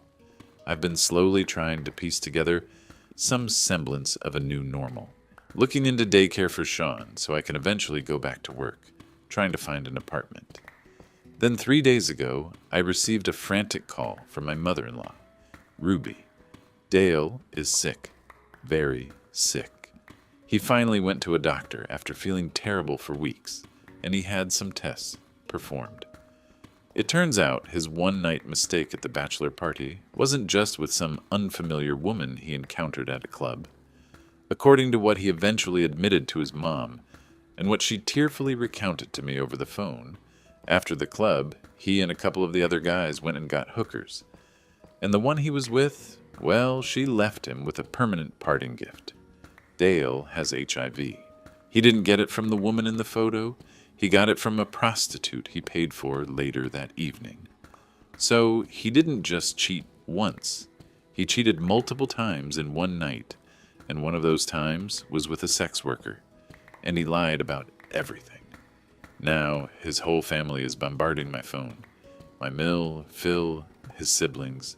They're all repeating the same thing. He's devastated. He's terrified. He needs you. You're his wife. It's your duty to come home and take care of him, in sickness and in health, remember? They're painting me as this cold, heartless bitch for not immediately rushing to his side. His mother actually said, he made a mistake. But this is a tragedy. He could die. Don't you have any compassion? What about your vows? I told her my vows didn't include caring for a man who deliberately deceived me, exposed me and potentially our unborn child, at the time, to God knows what, and then lied about it for weeks. I told her my priority is my children and my own sanity. I told them I want a divorce. The backlash has been insane. They're calling me cruel, unforgiving, selfish, saying I'm abandoning him in his darkest hour, that I'm a terrible person. Dale himself has been sending messages through his mom, saying he's sorry, he knows he messed up, but he's scared and doesn't want to be alone. I've made an appointment to get myself and Sean tested. Emily too, just to be safe. Though the chances for her are minuscule unless I contracted it and passed it during pregnancy/birth with Sean. But I have to be sure for everyone. The thought that he could have infected me, that I could have unknowingly passed something to Sean, it makes me physically ill. I haven't told them this part yet. I want to know my status first. I feel like I'm standing my ground, but the pressure is immense. They're making me doubt my own resolve sometimes, even though deep down I know I can't go back. Not after this. This isn't just cheating anymore. This is a whole other level of betrayal and recklessness. So, Ida, for refusing to go back and care for my HIV-positive husband, who cheated on me with multiple people, including a prostitute, lied about it, gaslit me, and only confessed the full extent when he got a life-altering diagnosis. I just need to know if I'm seeing this clearly or if I'm the monster they're making me out to be. Update 1. Wow. Okay, firstly, thank you. Seriously. I posted that rant a week ago in a state of utter turmoil, half expecting to be told I was a cold-hearted bitch or something. The sheer volume of support has been overwhelming in a good way. I've read every single comment, even the difficult ones. It's given me much clarity, or maybe just solidified what I already knew, but was too scared to fully stand by because of all the noise from his family. To answer a few frequent questions, we have 2 children, Emily, 3 years old, and Sean, now nearly 3 months old. Yes, the friend who took the photo, his girlfriend sent it to me. I have no idea what his reasons were for taking it, but I'm strangely grateful. Small mercies, I suppose. The timeline. He went to the bachelor party, mid-March. I found out about the cheating, the club girl, mid-April, and left at once. Found out about the HIV diagnosis and the hooker at the very end of April, early May. No, I had absolutely no idea he was capable of this. None. Looking back, were there tiny signs of selfishness? Yes. But soliciting a prostitute and lying about an STI? Never in a million years would I have guessed. Many of you were, quite rightly, urging me to get tested right away. That was already underway when I posted, but the worry was consuming me. A lot of you also brought up legal advice. Yes, I'm already on top of that. Reading your comments was like having hundreds of voices confirm I wasn't crazy, that my rage is justified, that his family's requests are completely unreasonable. They might be grieving, scared, whatever, but that doesn't grant them the right to insist I sacrifice my well-being and my children's future for the man who did this to himself and by extension to us. The in sickness and in health line they keep bringing up to me? As many of you noted, that implies a partnership, a two-way street. It doesn't mean agreeing to be a caregiver for someone who deliberately ruined the marriage, lied, and put your health at risk through deception and recklessness. The fact that it's now a biohazard is his issue, not mine. My decision was already almost fully made, but reading through the experiences and advice here truly solidified it. Divorce isn't a possibility. It's a certainty. My children deserve a mother who isn't shattered, almost fully made, but reading through the experiences and advice here truly solidified it. Divorce isn't a possibility. It's a certainty. My children deserve a mother who isn't shattered, and I deserve a life free of his.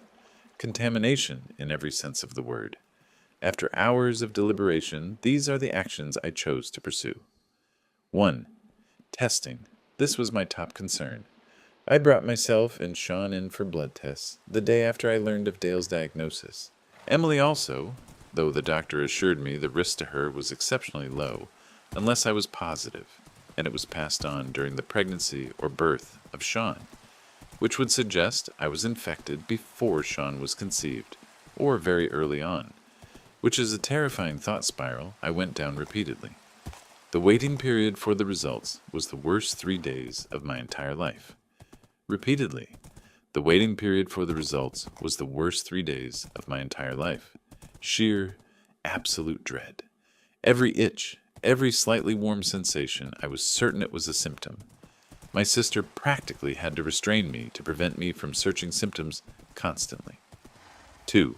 Legal counsel. I had my initial meeting with a divorce lawyer. I presented the entire situation. She was appalled but highly professional. We've begun the documentation.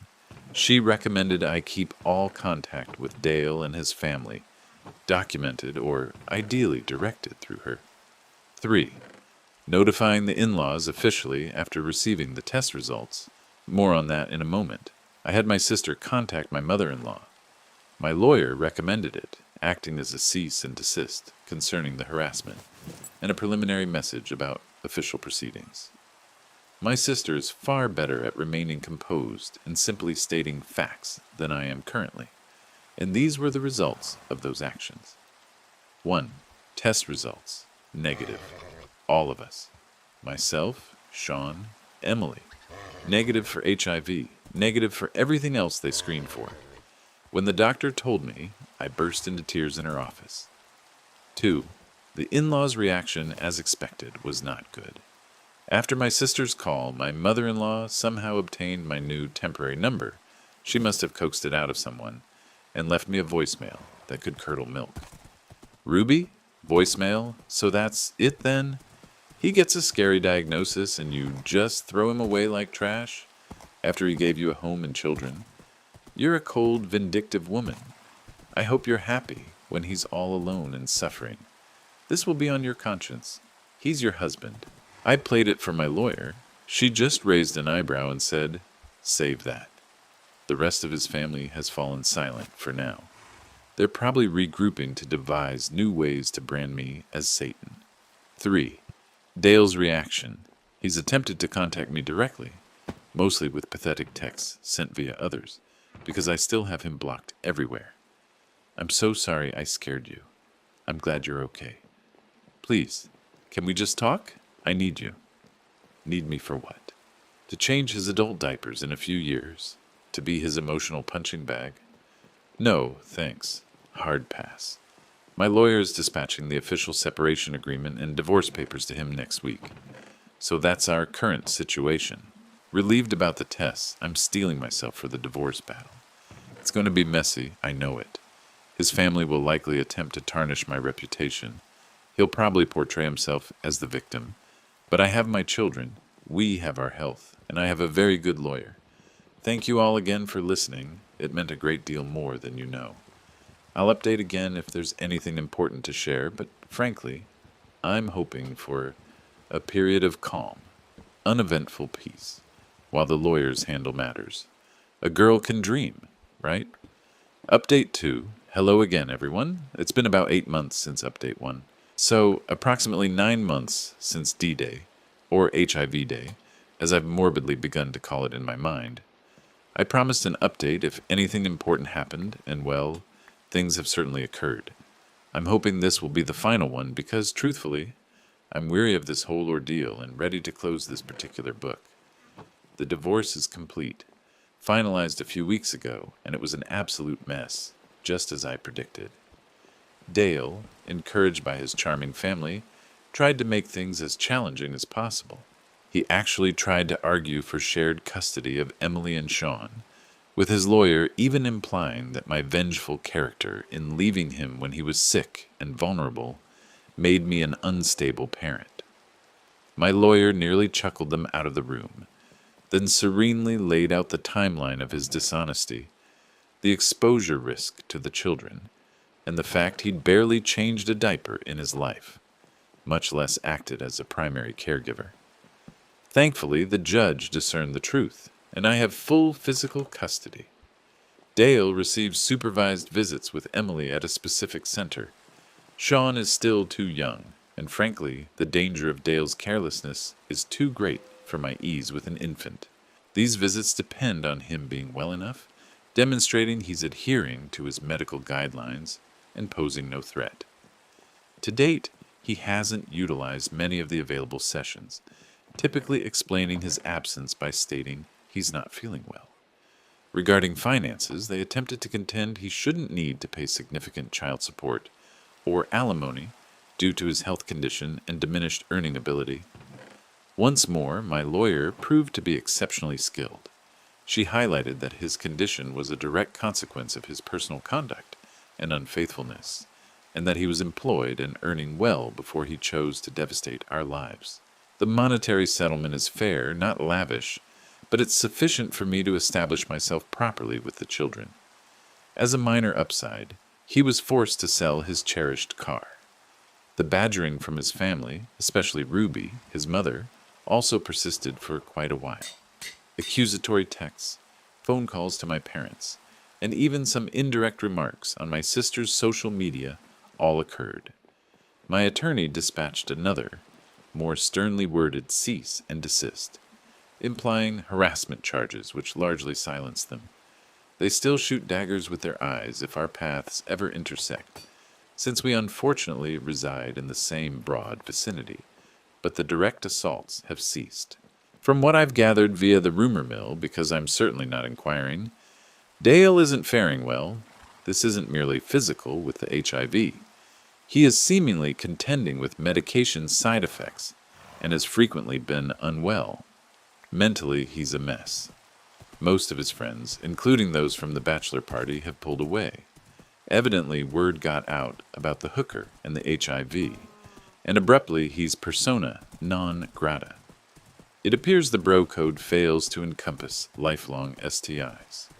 Scott, the groom whose bachelor party it had been, is allegedly enraged with Dale for the commotion he instigated. He also lost his employment.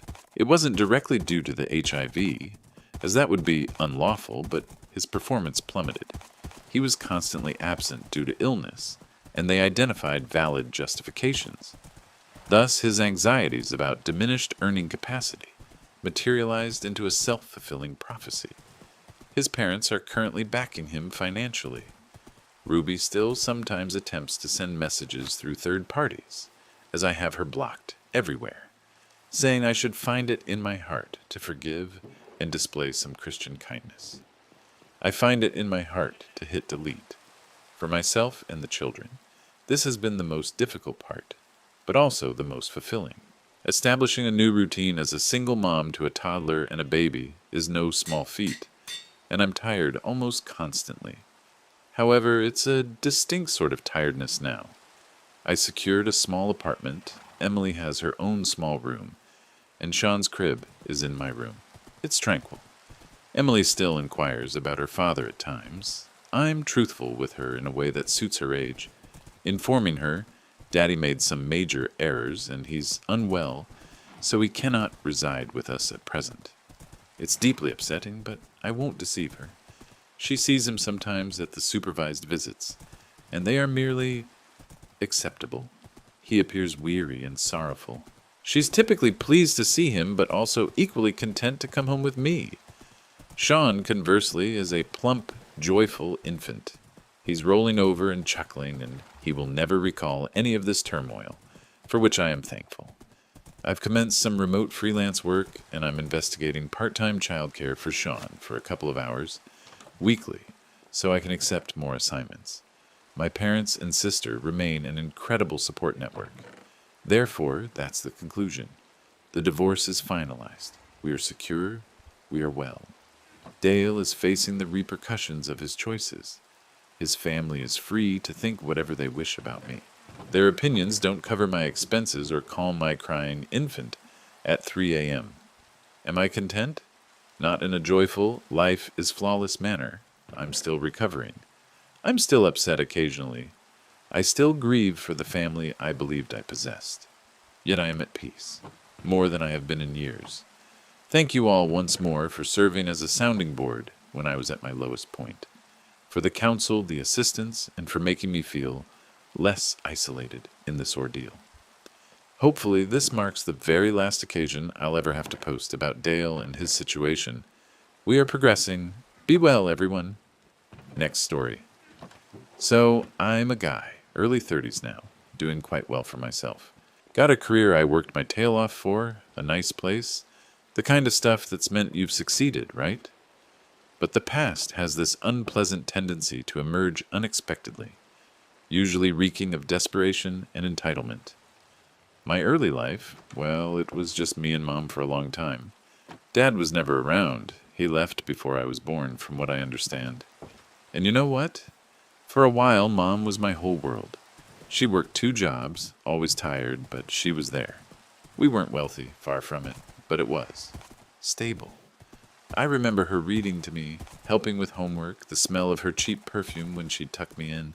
Those are the memories that later confuse you, making you wonder if you imagine the good parts. Then when I was about 10, she met stepdad. Let's call him Dale, because that's his name, and he doesn't deserve an ounce of anonymity or protection from me. Dale was fine, initially. Quiet. He didn't really interact with me much, which suited me, I suppose. Mom seemed happy, as if a burden had been removed. She started smiling more. I thought, okay, maybe this is good. About a year later, the twins arrived, a boy and a girl. Suddenly, the dynamic in the house shifted, and not subtly. It was as if a switch had been flicked in Mom. Before, I was her world. Afterwards, I was. An inconvenient piece of furniture from a prior life. All of her attention, her energy, her already stretched resources went to the twins and Dale. I turned into an afterthought, then a burden. It wasn't one major dramatic event, not initially. It was a gradual decline. My birthdays mattered less and less. School events, oh honey, Dale has something going on, and the twins are simply so much effort. Small remarks, could you be quieter? The babies are asleep. My needs were always secondary. Dale, for his part, simply allowed it. He never openly stated I wasn't wanted, but he never made me feel like I was. He'd gaze at me like I was an unwelcome guest who'd overstayed. This continued for years. I learned to be self-reliant, quiet, unseen. I often ate dinner alone, did my homework alone, handled teenage angst largely by myself. Mom was too occupied, too weary, too focused on her new family. The few times I tried to talk to her, to bond, her eyes would glaze over, or she'd direct the conversation back to the twins, their newest milestone, their needs. It was like speaking to a polite stranger who was simply waiting for you to depart. When I was 16. Not even old enough to legally be independent, but seemingly old enough to be disposable. I recall it vividly. It was a Tuesday. I arrived home from my part-time job at the grocery store. Mom and Dale were seated at the kitchen table, looking serious. That we need to talk expression that never, ever signals anything good. We've been looking at the numbers, Mom began, not quite meeting my eye. Dale just stared at the tabletop as if it held the universe's secrets. Things are really tight, honey, with the twins growing up and Dale's hours being cut a bit. I just stood there, my backpack slipping off my shoulder. I knew where this was headed. I wasn't dumb. Your grandparents? She went on, finally looking at me, but her gaze was firm. They've got that extra room, and you're practically an adult now. You're responsible. You're kicking me out, I said. It wasn't a question. Dale finally spoke, his voice devoid of emotion. It's not kicking you out, son. It's just a practical arrangement. We can't afford to support you properly anymore.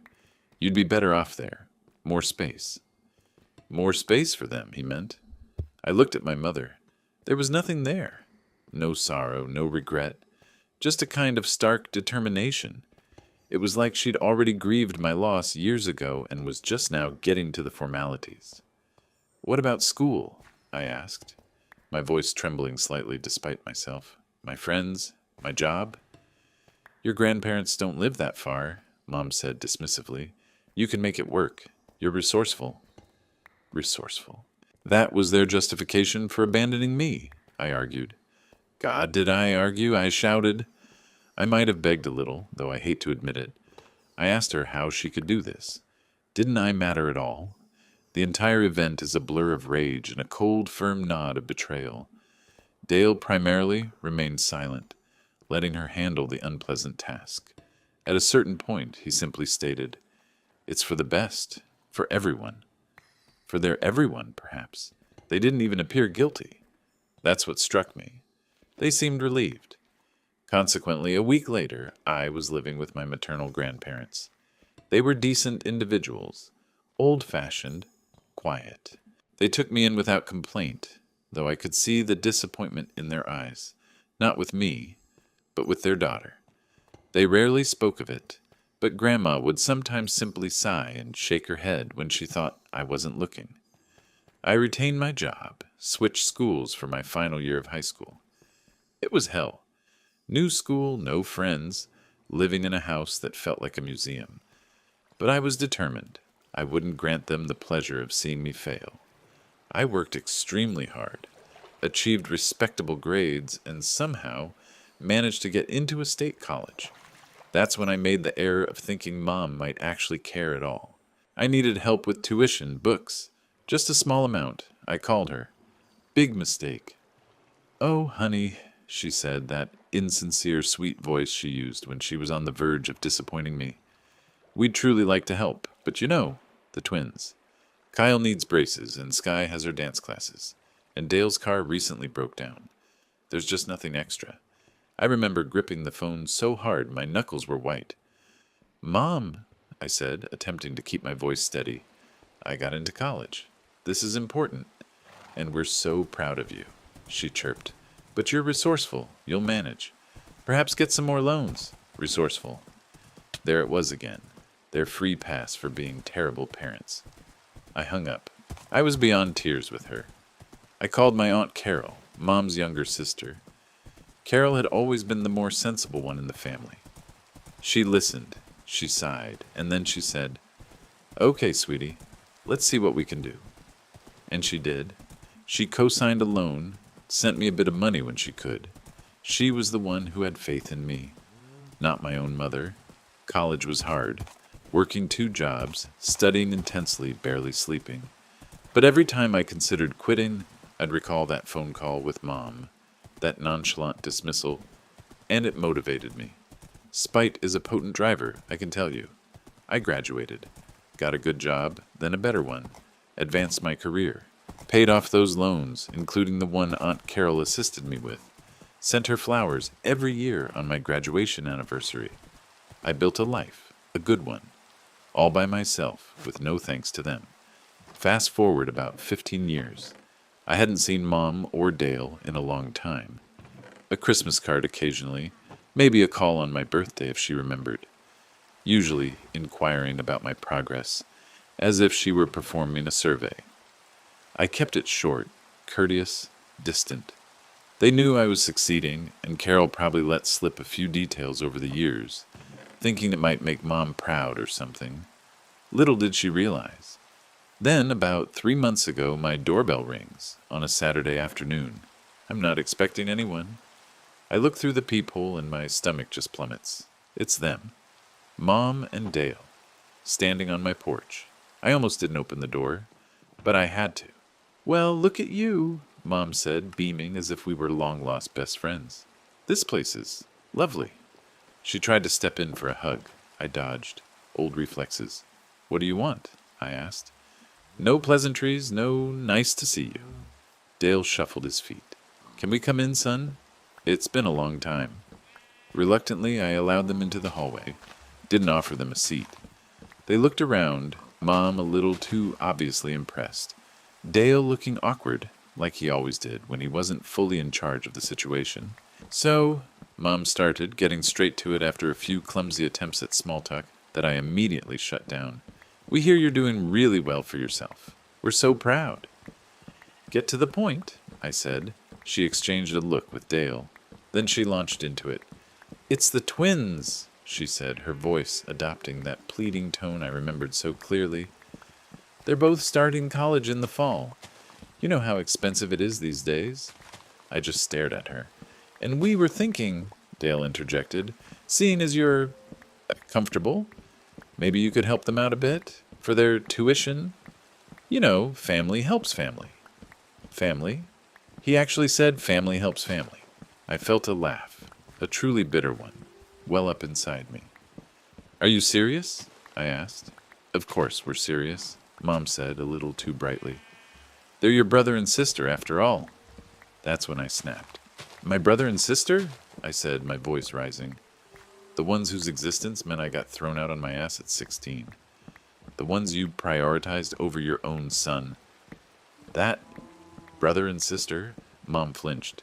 Now that's not fair. We did what we had to do. We were struggling. You were struggling? I almost shouted. I was a kid. You kicked me out. You told me to go live with my grandparents because you couldn't be bothered. Because I was an inconvenience to your perfect new family. We didn't kick you out, Dale tried, raising his voice a bit. It was a mutual agreement for your benefit. Mutual agreement? My benefit? I laughed then. You think I agreed to be abandoned? Do you think it helped me to work my way through high school and college, begging for scraps, while you gave everything to them? We always loved you, Mom whispered, tears welling up in her eyes. Crocodile tears. I wasn't buying it. Love? I spat the word out. You call that love? When I asked you, begged you for a little help with college, what did you say? Oh, the twins need this, the twins need that. You're resourceful. Figure it out. Remember that. Need that. You're resourceful. Figure it out. Remember that, Mom? Do you? She started to sob. We made mistakes. Mistakes? I was pacing now. No, that wasn't a mistake. That was a choice. You chose them over me every single damn time. And now that I've accomplished something, despite you, despite everything, you have the nerve, the absolute fucking audacity to come here and ask me for money? For them? They're good kids, Dale muttered, looking at the floor. They deserve a chance. And I didn't? I whirled on him. What about my chance? Who helped? Me? Not you. Not her. My aunt helped me. My grandparents helped me by providing a roof over my head when my own mother threw me out. You two did nothing. Less than nothing. The argument went around in circles. Them trying to guilt-trip me. Me throwing their hypocrisy back in their faces. Mom cried harder, saying I was cruel, heartless. Dale tried to play the peacemaker, then got defensive, saying I was ungrateful for the years they did raise me. Ungrateful? I almost lost it then. Get out, I finally said, my voice hoarse. Get out of my house. But the money? Mom wailed. Just a little something. Not a dime, I said, ice in my veins. You made your choices years ago. Live with them. Now get out before I call the cops and have you trespassed. Dale puffed up a bit then. You wouldn't. Try me, I said, staring him down. They left. Mom was still crying, shooting me betrayed looks. Dale just looked angry and defeated. I was shaking for a good hour after they left. Not with fear, but with adrenaline and rage. All those years of biting my tongue, of being the resourceful one, it all just came pouring out. It wasn't pretty, but damn, it felt necessary. I didn't hear from them for a few days. I thought maybe they got the message. Stupid, right? Then the phone calls started. Mom, mostly. Crying, pleading, then getting angry, then pleading again. Accusing me of being a terrible son, of abandoning my family. The irony was so thick, I could have spread it on toast. I stopped answering her calls. She started leaving these long, rambling voicemails. I blocked their numbers. Thought that would be the end of it. Then about 2 weeks ago, it escalated. I was at work, in a meeting with my boss and a couple of clients. My receptionist buzzes me, sounding flustered. There's a woman here. She claims she's your mother. She's very upset and insisting on seeing you. I excused myself, my heart pounding. I went to the lobby, and there she was. Looking disheveled, her eyes red-rimmed. She started yelling the moment she saw me. You can't ignore me. You must help us. Your brother and sister need you. Right there, in front of my colleagues, the reception staff, everyone. I was mortified and furious. I grabbed her arm, perhaps a little rougher than I intended, and guided her towards a side conference room. What the hell do you think you're doing? I need to talk to you, she cried. You won't answer your phone and you blocked us. This is my job. You can't simply show up here screaming. It was a scene. Security eventually escorted her out, but not before she ensured everyone knew she was my poor, abandoned mother, and I was her heartless, wealthy son. My boss was, understanding, outwardly, But the damage was done. That weekend, she appeared at my house, banging on the door, shouting. My neighbors were looking out their windows. I called the police. They came, spoke to her, told her to leave. She left, but not before screaming that I'd regret this, that I was dead to her. Good riddance, I thought. The next day, Dale's car was parked down the street from my house for several hours, just sitting there, an intimidation tactic, I guess. That was the final straw. I consulted a lawyer. I now have a restraining order against both of them, for harassment. It felt surreal, obtaining a restraining order against my own mother. But what alternative did I have? They wouldn't cease. They wouldn't leave me alone. They were disrupting my life, my career, my peace of mind, all because I wouldn't provide money for the favored children they chose over me. So, here I am. Got a lawyer, got a restraining order, got a knot in my stomach that won't disappear. Am I the jerk for telling them to get lost? For cutting them off completely after they abandoned me and then returned begging? I feel like I know the answer, but after the shock at my office and the constant barrage, my mind's a mess. I just needed to lay it all out. Tell me, am I the jerk for finally drawing a line in the sand and defending it with legal force? Because right now, despite everything, there's a small voice wondering if I went too far, even though every rational part of me is screaming, no. Update 1. Wow. Okay, first off, thanks to everyone who read my lengthy post and commented. Didn't anticipate that kind of response. Most of you have confirmed what I already somewhat knew in my gut, but it helps to hear it from outside your own echo chamber of rage, you know? Many NTA responses and some quite strong language about my mother and Dale, which, not gonna lie, was incredibly validating. A few people posed some questions, so I'll try to clarify. Some of you inquired why my grandparents didn't intervene more with Mom. They were traditional. They cared for me, offered me a secure home, but they weren't confrontational individuals, particularly with their own daughter. They voiced their disappointment in her, but more with mournful sighs and shaking heads than actual confrontations. Grandma once told me, "She made her bed, son. Doesn't mean we have to like the sheets she picked. They aided me by being stable, not by fighting my conflicts with her. They died some years after I completed college, peacefully. I miss them. They were good. Some years after I completed college, peacefully, I miss them. They were good people caught in a terrible predicament. My Aunt Carol was a saint. She truly is. She wasn't rich by any means back then, but she extended what she had to assist me. She and Mom have a tense relationship, and this entire situation hasn't helped. Mom seemingly contacted Carol after the outburst at my house, attempting to get her on her side, to reason with me. Carol apparently told her, and I quote, 'You reap what you sow, sis. He doesn't owe you a damn thing.' So yes, Aunt Carol is firmly supporting me. We're having dinner next week. Stepdad Dale. What's his story? He's a typical enabler with a mean streak of entitlement. At that time, he was entirely focused on his new family, with Mom, and I was simply inconvenient. He didn't actively mistreat me, but he was distant, dismissive, and made it plain I wasn't truly part of his family. Now, he's clinging to Mom's delusions, believing they're owed something. His short attempt at intimidation by parking close to my house was pathetic.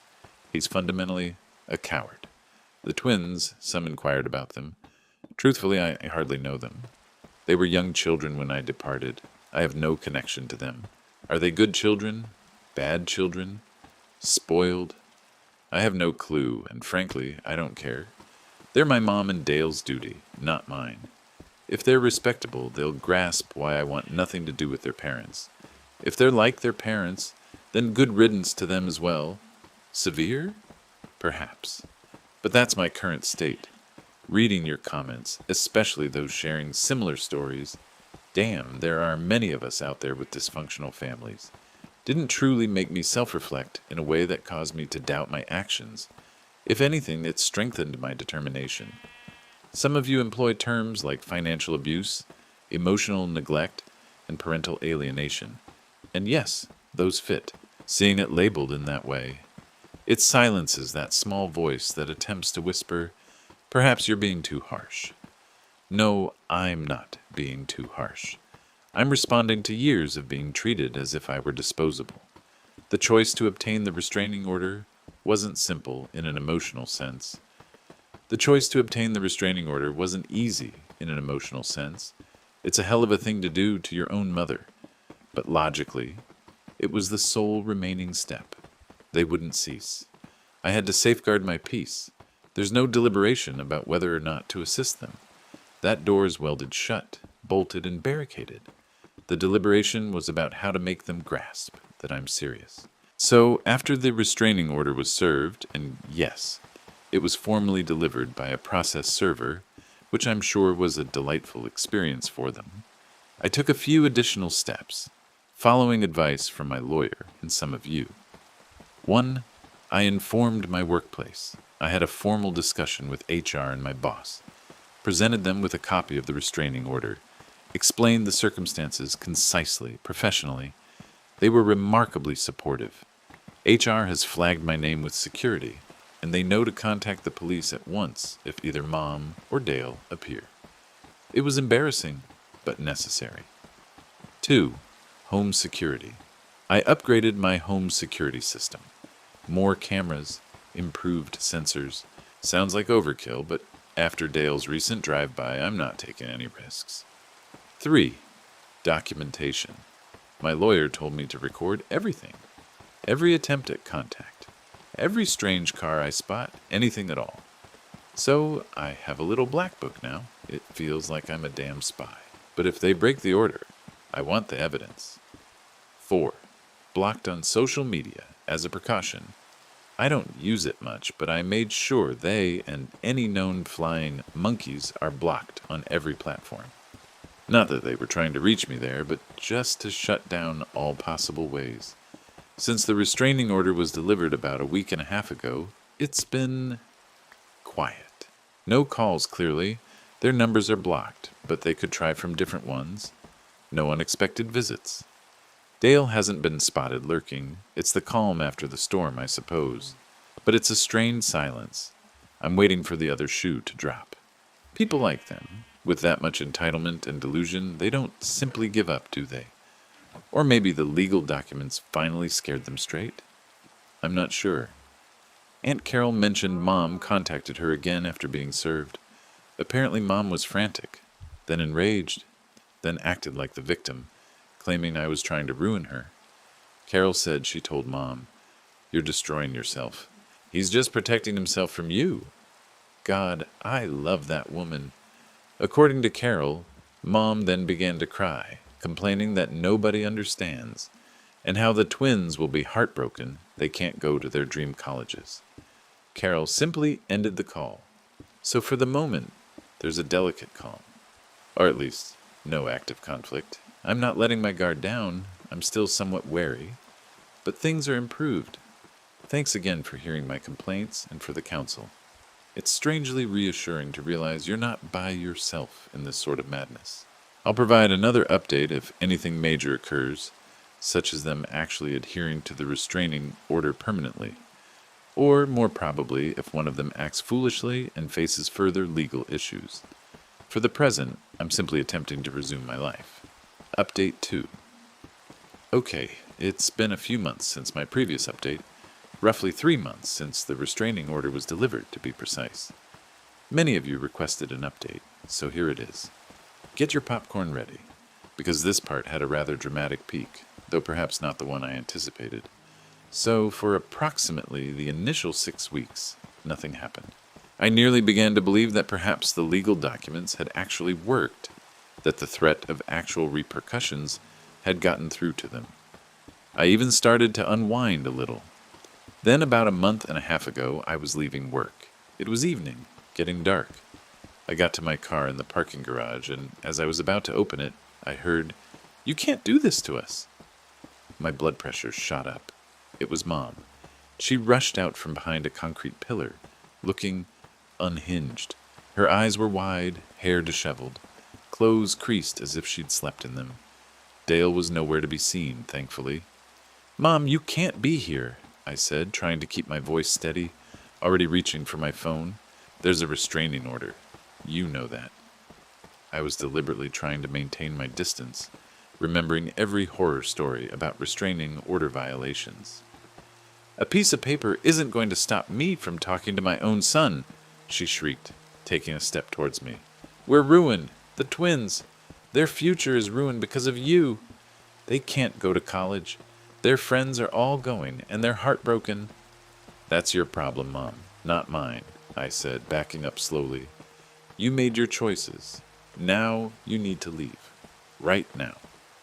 My fingers were dialing 911. She lunged then, not like a full-on tackle, but she grabbed for my arm, saying, You owe us. After everything I did for you when you were little, you were my world. You threw me out, I yelled back, pulling my arm away. She stumbled. You threw me out, and now you're harassing me. This is over. It's not over until you help us, she screamed. It's not over until you help us, she screamed. Others began to notice. A couple heading to their car paused and watched. This was quickly getting out of hand. Just then, a security guard from my office building, who must have been alerted by someone or spotted her lingering on the cameras, thank goodness for HR and their attentiveness, came hurrying. Mom then confronted the guard. He's my son. He's attempting to ruin his family. The guard remained firm. Ma'am, the police are coming. You need to accompany me. She began to cry then, with those sobs I recognized so clearly. No one understands. I'm a good mother. He's cruel. He's heartless. She actually attempted to sit on the ground like a child throwing a fit. The police arrived within moments. It was quite a scene. Her crying loudly, accusing me standing there, phone still in hand, attempting to appear composed while my insides were churning. I presented them with the restraining order. They spoke with her. She continued to rant. Since she was actively violating a court order and considering her prior trespassing at my workplace, which was noted in the report, they didn't merely caution her this time. They took her into custody, placed her in handcuffs, read her rights to her. She was yelling about injustice, about how I was a monster. It felt surreal, watching my own mother be placed in the back of a police car. Dale appeared at the station later, seemingly distraught after she phoned him using her single call. My lawyer was present with me as I needed to provide a statement. Dale attempted to approach me in the waiting area. You did this. Are you happy now? She's a mess. My lawyer intervened. Sir, you must keep your distance from my client. You are also included in the restraining order. Any interaction could be considered a violation. Dale appeared ready to erupt, but he retreated, muttering under his breath. Mom was charged with violating a restraining order, and, I believe, resisting arrest, because she reportedly gave the officers difficulty. She spent the night in jail. Dale posted her bail the following morning. The repercussions from that were substantial. Her arrest made it real for them, I think, in a way the written order hadn't. According to Aunt Carol, who received an earful from a distraught Dale, who then received an earful from Carol about enabling Mom's behavior, Mom completely collapsed after that. Not in a I realize I was wrong manner, but in a my life is over, woe is me way. The court date occurred a few weeks later. My lawyer represented me. I didn't have to be present, thankfully. Mom pleaded no contest or something similar. She received a fine, mandatory counseling, doubt that will help, and the restraining order was strengthened with even stricter conditions and a warning that another violation would result in guaranteed jail time, without exception. Since then, complete silence. Dale, according to Aunt Carol, who is my sole remaining, though unwilling, connection to that side of the family drama, is apparently attempting to salvage things. The twins did not attend their dream colleges. They're seemingly attending community college and working part-time, which frankly is what most typical young people do when mommy and daddy cannot or will not cover a huge expense. Perhaps some benefit will arise from it for them. Perhaps they'll grasp the worth of money. something their parents plainly never instructed them about regarding me. Aunt Carol mentioned Mom is subdued, depressed. Evidently, the disgrace of being apprehended and the truth of the legal repercussions ultimately affected her. She's no longer ranting, she's simply broken. Dale is seemingly attempting to maintain stability, but he's also confronting the fact that their ideal retirement strategy, that is me, has disappeared. Do I feel sorrowful about any of this? About her apprehension? About her being shattered? No, I do not. That might appear severe to some, but she brought every single part of this upon herself. She made decisions, spanning decades, that led directly to that instance in the parking garage, in the rear of a police vehicle. I merely responded to her behaviors. I safeguarded myself. If she's shattered, it's because her illusions ultimately broke against the solid barrier of reality. Thus, I believe that's the narrative. The restraining order is established and has, thus far, been successful since the apprehension. I've altered my phone number simply as a precaution. My place of work is cognizant and watchful. My household security is excellent. I wish to thank everyone once more for reading, for your backing, for your counsel. It meant a lot during the hardest part. I don't foresee any further updates on this issue. If Mom and Dale have learned anything, it's that I will not yield, and the law is with me. If they haven't, then the repercussions for them will only grow more severe.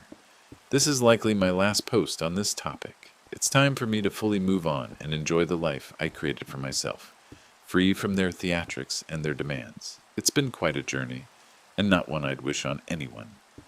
But it's finished. Thank you for everything. Let's move on to the next story.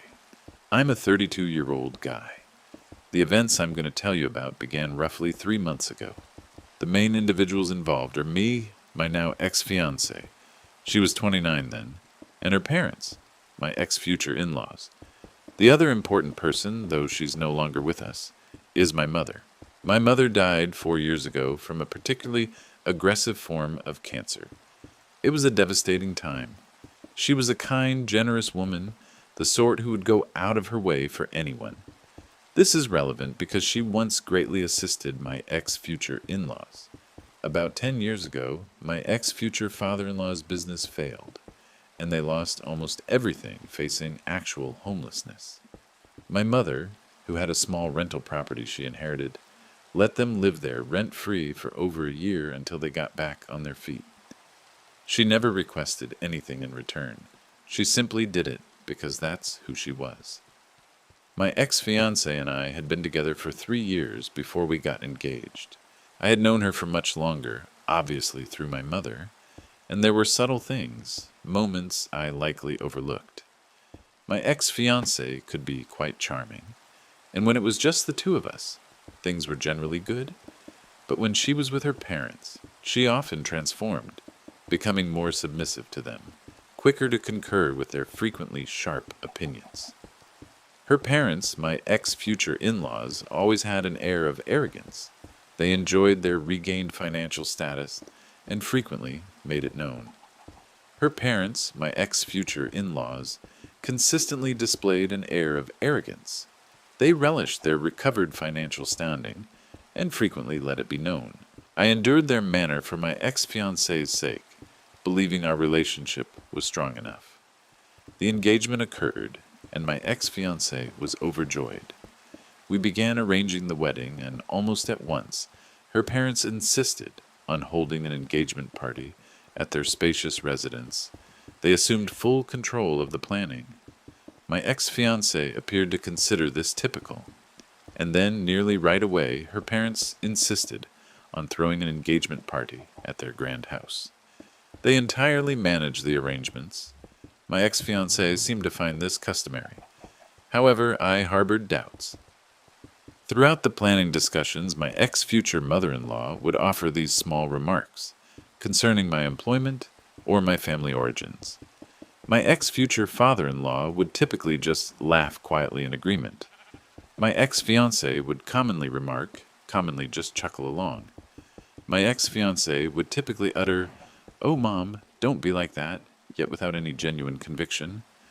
I attempted to propose a more modest location for the gathering, but my ex-fiancée stated her parents were very keen on it, and that declining would be an insult.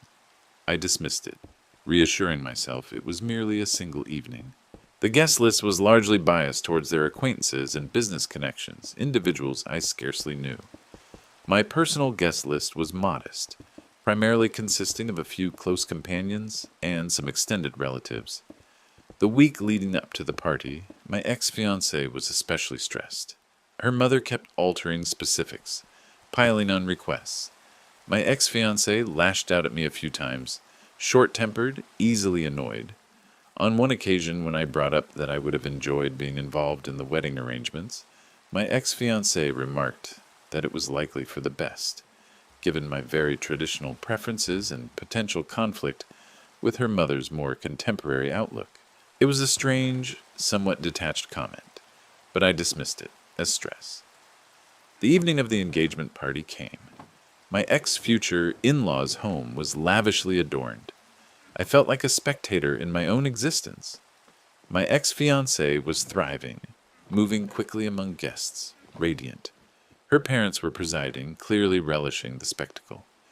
Roughly 2 hours into the gathering, my ex-future father-in-law determined it was time for speeches.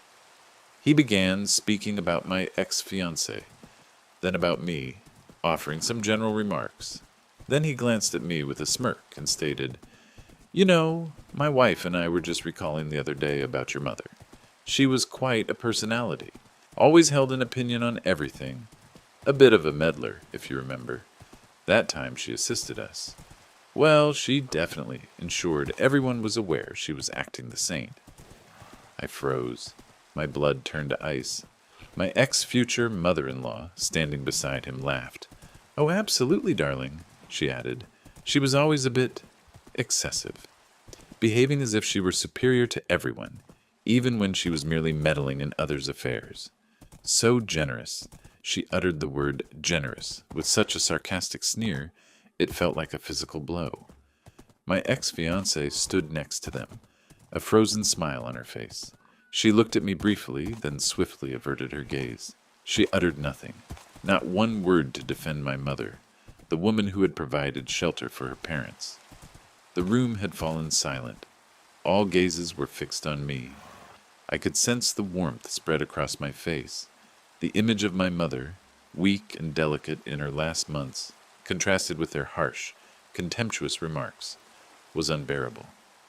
I looked at my ex-future father-in-law, then my ex-future mother-in-law, then at my ex-fiancée, who remained simply standing there, smiling subtly as if nothing insulting had just transpired. I stood up. My voice was unexpectedly firm. "Thank you for hosting this gathering, and thank you to my ex-fiancée for revealing your true self tonight." I surveyed the gathered guests, many of whom appeared uneasy or stunned. "The wedding is formally called off. We will not be continuing with this engagement." Then I turned and exited their home. I didn't glance back at my ex-fiancée, didn't await a response. I simply departed.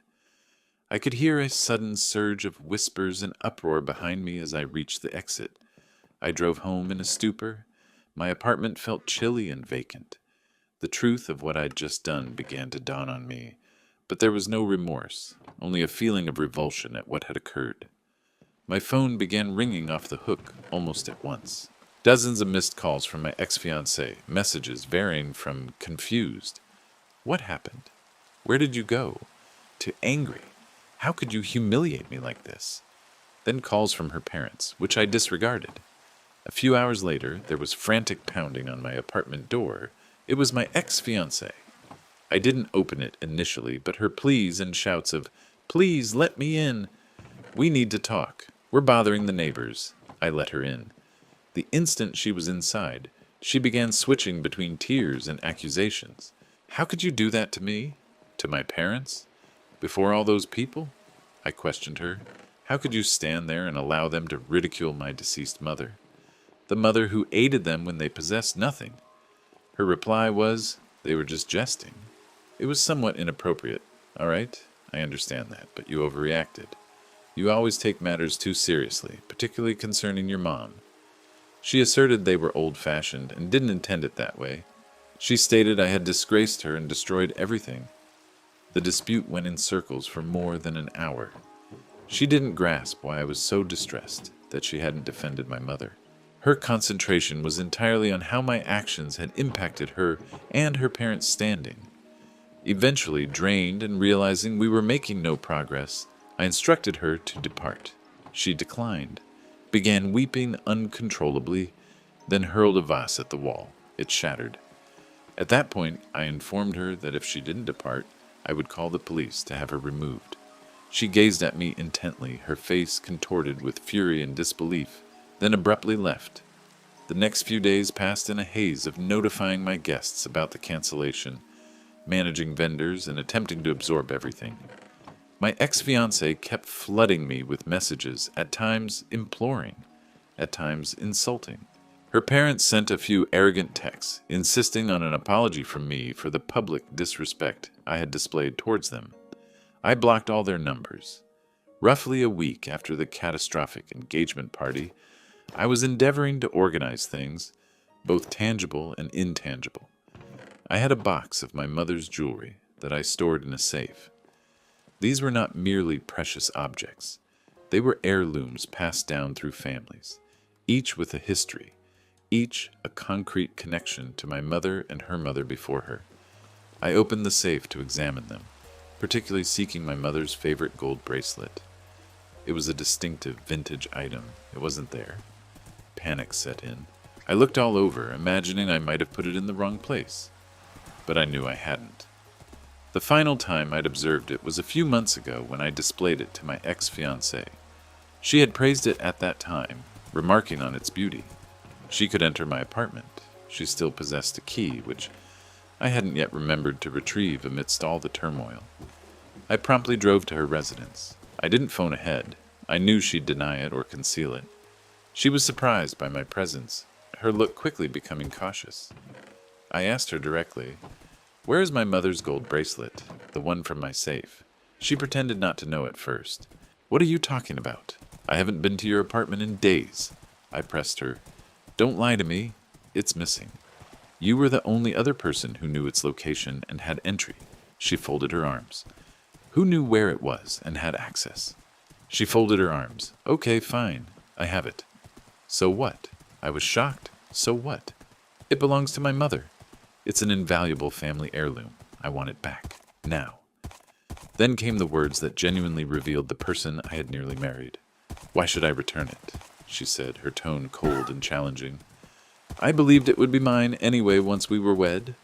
It's a lovely bracelet, and I deserve something for all this inconvenience." I stared at her, momentarily speechless. "You deserve something? For what?" "For starters," she sneered, "for enduring your constant sorrow about your mother for the past 3 years. It's been draining. You're always so mopey about her. I deserve some compensation. That was it." I told her if she didn't return the bracelet right away, I would call the police and report it stolen. She laughed. "You wouldn't dare. Don't be so dramatic. It's just a bracelet." Then her expression changed, growing almost unstable. "You ruined my life, embarrassed me in front of everyone. I'm keeping it. It's the least you owe me." She began to grow agitated, walking around her small living room. "You think you can just walk away and make me look like a fool? This bracelet is mine now." I gazed at her, at the stranger she had turned into, or perhaps always was underneath it all. I pulled out my phone and she asked, "What are you doing?" "I'm calling the police," I told her. "I warned you." Her face went pale, then filled with rage. "You wouldn't. You'll regret this. You'll destroy any chance we ever had." "There is no we," I said, and I dialed 911. She began screaming then, of abuse and threats, insulting me, saying I was crazy, a monster. She lunged for my phone at one point, her nails scraping my hand as I drew it back. I calmly gave the dispatcher my location and a quick summary. A theft had happened, the suspected thief was with me, had admitted taking the item, but was refusing to return it and was growing aggressive. The wait for the police seemed like forever, with my ex-fiancée switching between screaming at me, walking her apartment like a caged animal, and making urgent whispered calls. presumably to her parents. When two uniformed officers at last knocked, her attitude changed at once. The moment they made themselves known, she burst into tears, hurrying to the door and almost throwing it open. "Officers, thank goodness you're here," she cried, pointing a trembling finger at me. "This man, my ex-fiancé, he's been harassing me. He broke into my apartment. He's threatening me. He's trying to ruin my life because I called off our wedding." The officers were professional. One officer gently asked my ex-fiancé to step back and let them enter. The officer asked what the disturbance was about. Before my ex-fiancé could start another rant, I spoke. "Officer, I called you. This woman, my ex-fiancée," I pointed to her, "stole a precious family heirloom from my apartment a few days ago, a gold bracelet which belonged to my late mother. I came here to retrieve it. She confessed to taking it, but won't give it back, and she just assaulted me when I dialed for help." I showed the officer scratches on my hand. My ex-fiancé screamed, "He's lying. It was a gift. He gave it to me. Now he wants it back, just to be cruel." She was holding her chest, hyperventilating. "He's obsessed and vindictive, because I could no longer stand being with him." The female officer started speaking to my ex-fiancé, attempting to calm her, asking her to explain her version slowly. The taller officer turned toward me. "Sir, could you describe the item and its worth?" I described my mother's bracelet thoroughly, noted its considerable monetary and enormous sentimental worth, and clarified that it was an antique, handed down through generations. I told him I had proof of ownership and its appraisal. Meanwhile, the female officer was attempting to get a clear story from my ex-fiancé, who was now weeping about how I was distorting everything and how the bracelet was a symbol of my affection. After a few moments, the taller officer asked my ex-fiancée directly, "Ma'am, do you possess the bracelet this gentleman is describing?" My ex-fiancée paused. "Yes, I have it," she eventually said, her voice abruptly defiant. "As I mentioned, he gave it to me. It belongs to me. He can't simply decide he wants it back because he's throwing a fit." "And where is the bracelet at present, ma'am?" the taller officer inquired. Another pause. "It's secure," she replied evasively. "It's not here at this moment. I stored it away for safekeeping because he's been behaving so erratically. I was worried he'd try to seize it." This was a fresh falsehood, I could discern. Her gaze couldn't meet mine or the officer's. The officers exchanged a glance. The taller officer informed me, "Sir, considering the contradictory accounts and the worth of the item you're describing, this isn't something we can settle completely right here. We will require formal statements from both of you. Given that this woman admits taking possession of the bracelet, yet asserts it was a gift, and you allege it was stolen, we will be initiating an investigation into alleged theft." He then faced my ex-fiancée. "Ma'am, filing a false police report is a serious offense, as is theft. We will require your full cooperation. A detective will contact you." He gave us both a card with a case number on it. My ex-fiancée gazed at it as if it were a snake. The officers recorded the scratches on my hand and noted my details for the formal statement. They warned my ex-fiancée about any additional contact or harassment directed at me. The whole scene at her apartment was tense and unpleasant. It was evident the police were treating my claims seriously, but also that this was merely the start of a process. They didn't arrest her at that moment, as immediate possession wasn't confirmed, and she'd fabricated a counter-narrative about it being a gift and not presently on the premises. I no longer know what to do. Update 1. I thank everyone who commented on my initial post. I've reviewed every single response. The overwhelming agreement appears to be that I am NTA, not the asshole, and that summoning the police was a justified action. Your support and clarity have proven helpful during this remarkably difficult period. Several common questions arose, so I wish to clarify some points. Many of you requested more information about my mother's assistance to my ex-future in-laws. It wasn't merely a small loan. My ex-future father-in-law's business failed, and they were forced to leave their home. They had two young children then. My ex-fiancée was a teenager, and she also had an older brother. My mother possessed a small three-bedroom house in a respectable neighborhood that she inherited from her parents. She had been leasing it. She relocated her tenants, amiably with ample notice and assistance locating a new dwelling, and allowed my ex-future in-laws to reside in that house, without rent, for almost 18 months. She also aided my ex-future father-in-law with networking to secure a new job, utilizing her own professional connections. They never reimbursed her a single penny for the lost rental earnings or the use of the house, and she never requested them to. She stated that assisting a family in distress was its own recompense. Understanding this makes their remarks at the engagement party even more infuriating. Several individuals questioned why I didn't notice the warning signs with my ex-fiancée or her parents earlier. It's a reasonable query. I believe, like many individuals in relationships, I concentrated on the positive. My ex-fiancée, apart from her parents, could be kind, humorous, and affectionate. I viewed her parents' conceit as their problem, not hers, and hoped she would outgrow their sway. I also think I was, perhaps, too lenient, too ready to invent justifications for her, because I cared for her and desired the relationship to succeed. My mother's illness and passing were extremely tough for me, and my ex-fiancée was supportive during the early period of grief. However, looking back, her support was often superficial. She'd say the right words, but there were times when she showed impatience. Now they present a clearer picture. Concerning the bracelet itself, it's an 18th century gold piece, with small diamonds and sapphires. It's been in my mother's maternal family for generations. Its monetary value is significant. Yes, appraised a few years ago for insurance at around $25,000. But the sentimental value is immeasurable. It's one of the few items I have that my mother wore regularly. Reading your comments strengthened my resolve. My ex-fiancé's statement about tolerating my grief and therefore deserving the bracelet was the point of no return. It wasn't just the theft, it was the utter coldness and the rewriting of our history together to portray herself as a victim and me as a burden. After my first call to the police when I confronted my ex-fiancée at her apartment, I went to the station the next day and filed another formal police report for theft.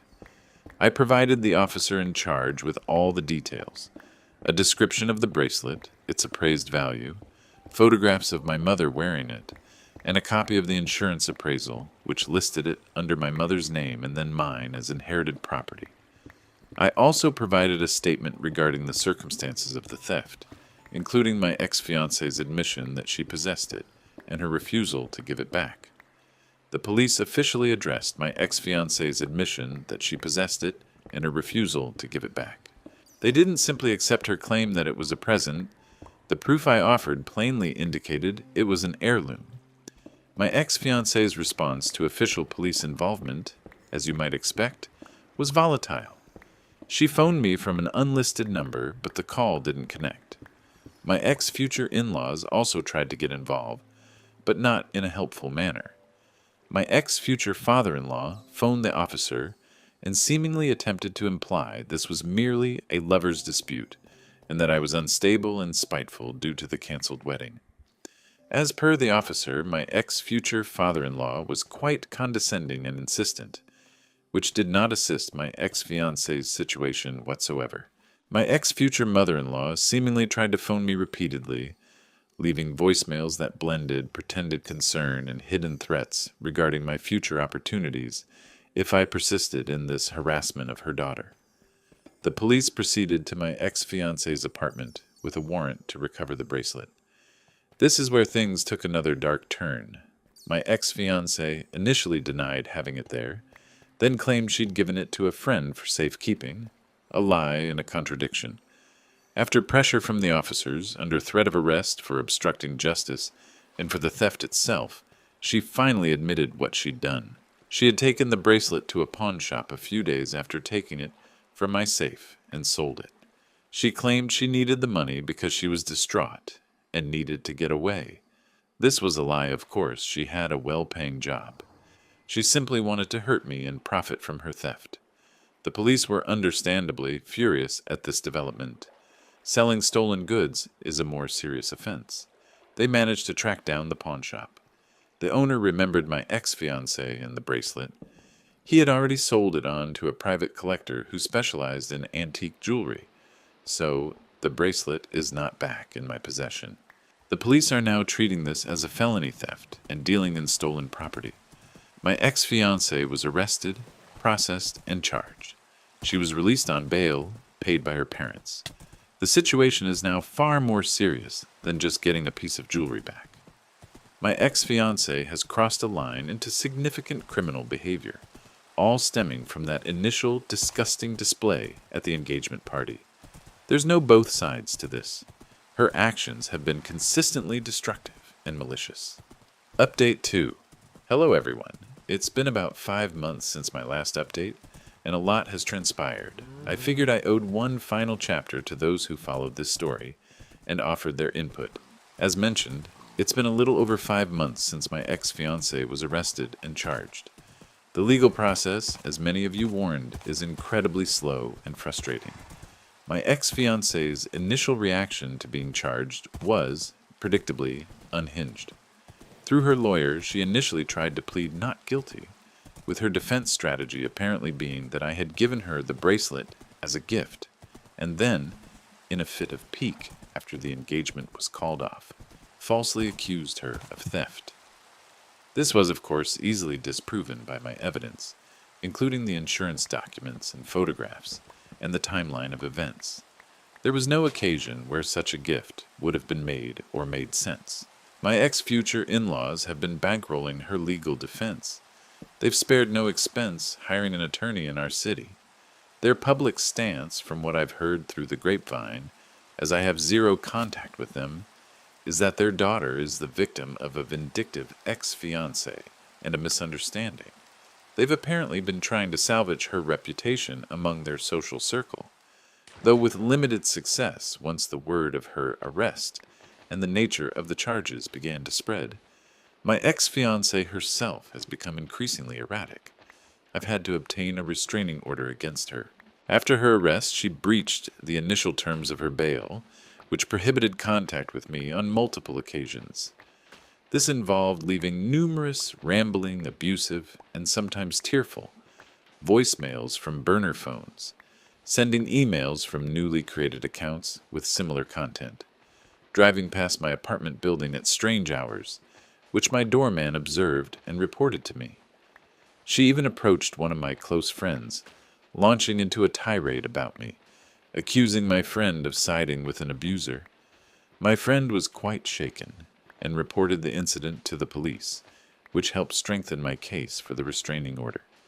There was one particularly disturbing incident. About 2 months ago, I returned home to find the word liar keyed deeply into the driver's side door of my car. There was no direct proof it was my ex-fiancée, but given the ongoing harassment and the timing, it was a day after a pre-trial hearing that apparently didn't go well for her. The police strongly suspected her. However, without a witness or camera footage, they couldn't charge her for it. The stress from this whole ordeal has been immense. It's affected my sleep, my ability to focus at work. I haven't dated or even considered another relationship. The feeling of betrayal cut very deep. The most significant development is regarding the legal case and the bracelet itself. The police, through the records from the pawn shop and further investigation, were able to trace the bracelet to a private collector.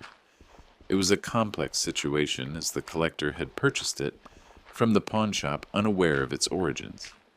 After being contacted by authorities and told that the item was confirmed as my stolen property, a formal legal process began to retrieve it.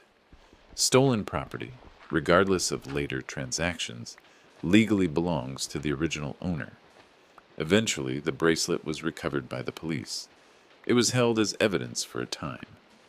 I was told that the collector, while an innocent party in the deal itself, was understandably trying to recover their financial loss. The prosecutor's office assured me and the collector they would pursue full restitution for my ex-fiancée during her sentencing. This means the court would require her to repay the collector the amount they had paid to the pawn shop. It was a relief to know the system sought to make all innocent parties whole, though the main responsibility for that would fall directly on my ex-fiancée.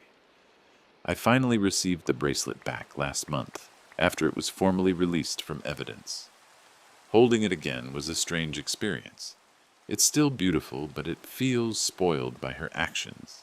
There's a small scratch on one of the gold links near the clasp that wasn't present before, likely from careless handling at the pawn shop or by her. Confronted by the overwhelming evidence against her, including the recovery of the bracelet and her admissions, my ex-fiancée's lawyer advised her to change her plea. Last week, my ex-fiancée pleaded guilty to felony theft and dealing in stolen property. Her sentencing is set for next month. Her lawyer is advocating for no jail time, referencing her past good character, which is laughable, and the emotional distress she was under. The prosecutor is seeking a stricter sentence, including some jail time, restitution for the cost of the investigation, and a lengthy probation period. My ex-fiancée had a total meltdown in court when she entered her guilty plea. It was a dramatic, weeping, self-pitying display. She lamented how her life was ruined, how she never intended for any of this to happen, and how I was cruel and unforgiving. It was all about her.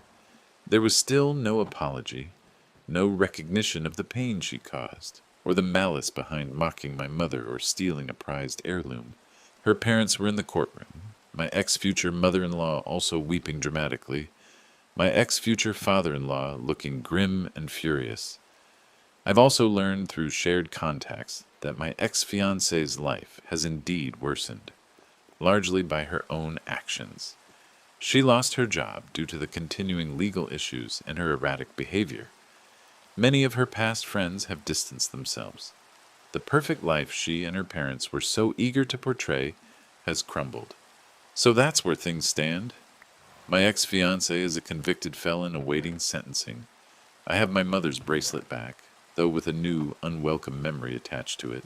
Thank you to this subreddit for being a place where I could share this without judgment when it all first blew up. Now let's move on to the last story. Hello everyone, I'm Ben, 35, male. Sharing this is tough, but I feel I must put it down somewhere, to clear it from my mind. It all began around 8 months ago, a day that profoundly changed my life. I returned home from a business trip a day early. I'd completed my work sooner than anticipated and decided I'd surprise my wife, Laura, 33, female. The surprise, regrettably, was completely mine, and not in a positive way. Our house felt quiet when I entered. I set my bags down in the hallway and moved towards our study. Laura frequently worked from home on Fridays. I discovered her work laptop open on the desk, which was uncommon. She was typically very private about her work devices, citing client confidentiality. As I drew nearer, a message notification chimed on the screen. The name Daniel appeared with a preview. Last night was incredible. Can't believe we finally did it. Same place next week. Daniel, 28, male, was a junior team member Laura oversaw. My blood turned to ice. It felt as if the floor vanished from beneath me. Against my better judgment, a part of me that had to know, I clicked on the message history. It was a Pandora's box of deceit. Months and months of messages.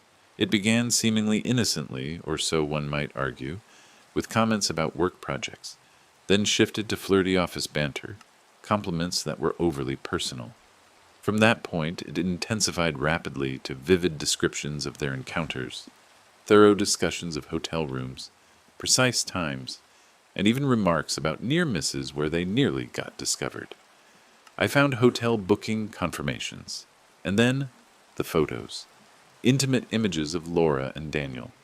Pictures of them partially clothed in hotel rooms, even a few selfies that appeared to be taken in our car, the one I typically drove. I felt physically ill. My hands were trembling so intensely I nearly dropped my phone as I took photos of the screen, recording it all. She might have simply left the laptop open in her hurry and overconfidence, perhaps believing that I wasn't expected back until the following day. Laura and I had been together for 5 years, married for 2. I truly believed we had a decent, though not flawless, relationship. We did have arguments, yes, what couple doesn't? Sometimes Laura had a quick temper or could be particular. For example, if we were at a restaurant and her order was a little incorrect, she would create a major fuss, not merely a simple complaint. I once thought it was her being a perfectionist or possessing high standards. In retrospect, these were warning signs of her entitlement I had chosen to overlook or minimize. I never once suspected infidelity. I admired her ambition. I tolerated her occasional outbursts, believing it was part of her passionate character. I sat there for what seemed like an eternity, the images and words searing into my mind. Then I heard her car enter the driveway. She arrived a few minutes later, humming, then paused when she noticed me. "Ben, you're back early," she stated. Her voice was overly bright, and her eyes appeared. Startled, but also something else. I didn't mince words. "Who is Daniel from marketing, Laura?" Her smile faltered. "He's just someone from work, a junior on my team." "Why do you ask?" She attempted to sound casual, but avoided my gaze and continually glanced around. "Are you sleeping with him?" I inquired, staring directly at her. Laura laughed sharply. "Don't be ridiculous, Ben." "Seriously? You're going to accuse me of that just because I work with him?" "You're being incredibly insecure." She began to move past me. I raised my phone, showing a photo of her and Daniel in a hotel bed, smiling for the camera. Her face turned pale, then red. "You accessed my private work laptop? That's a total invasion of my privacy." "How dare you!" she shrieked. "You're having an affair, planning secret meetings, sending him pictures, and your primary concern is your laptop privacy?" I retorted, my own voice growing louder. She didn't deny it at that moment.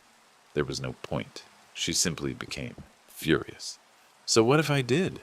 What are you going to do about it, Ben?" She spat. "Maybe if you weren't so damn boring and predictable. Maybe if you paid more attention to me instead of your stupid hobbies, I wouldn't have to look for excitement elsewhere." Her words pierced. She began pacing the study, growing louder with each accusation. I was controlling, neglectful, didn't value her, tried to impede her career, a full assault. Then she noticed a porcelain vase on a shelf, a gift from my late aunt that I cherished. Before I could react, she seized it and hurled it against the wall. "This is your fault," she shrieked as it broke. "Everything is always your fault." I stared at the broken vase, then at her. Something inside me broke. "Get out," I stated, my voice quiet and furious. "Get out of my house. The house we resided in was mine. I inherited it from my Aunt Carol, filled with her possessions." Laura knew how much it meant to me. "You can't expel me," she yelled, her face contorting. "I live here too. This is my home." "Not anymore," I declared. "Pack a bag. I want you gone tonight." She declined. The argument continued for what seemed like hours. Her mood was erratic. One moment screaming and insulting me, the next weeping that Daniel was a mistake, a nobody, then reverting to blaming me. At one point, while screaming, she grabbed a heavy glass paperweight from the desk. She lifted it as if to throw it at me or my computer. I recoiled and raised my hands. She held it there for a second, then slammed it hard on the desk, right beside her laptop. Then she snatched a letter opener and made a few quick, superficial scratches on her forearm, drawing blood. "Look what you're making me do," she wailed, extending her arm. "You're driving me mad." The cuts weren't deep, more for show, but watching her harm herself and accuse me was truly unsettling. I didn't know how to respond. I couldn't physically remove her. I wouldn't. Exhausted, angry, and honestly a bit afraid of what she might do next, I told her I was going to stay at my friend Sam's place for the night. I needed room to think, to process, and for things to settle. I informed her that when I returned the next day, I expected her to have a strategy to move out, or to have already departed. That was a huge error. Leaving that night, abandoning her in my house, was the worst action I could have taken. I spent a restless night on Sam's sofa, Sam listened, offered encouragement, and agreed Laura's conduct was outrageous.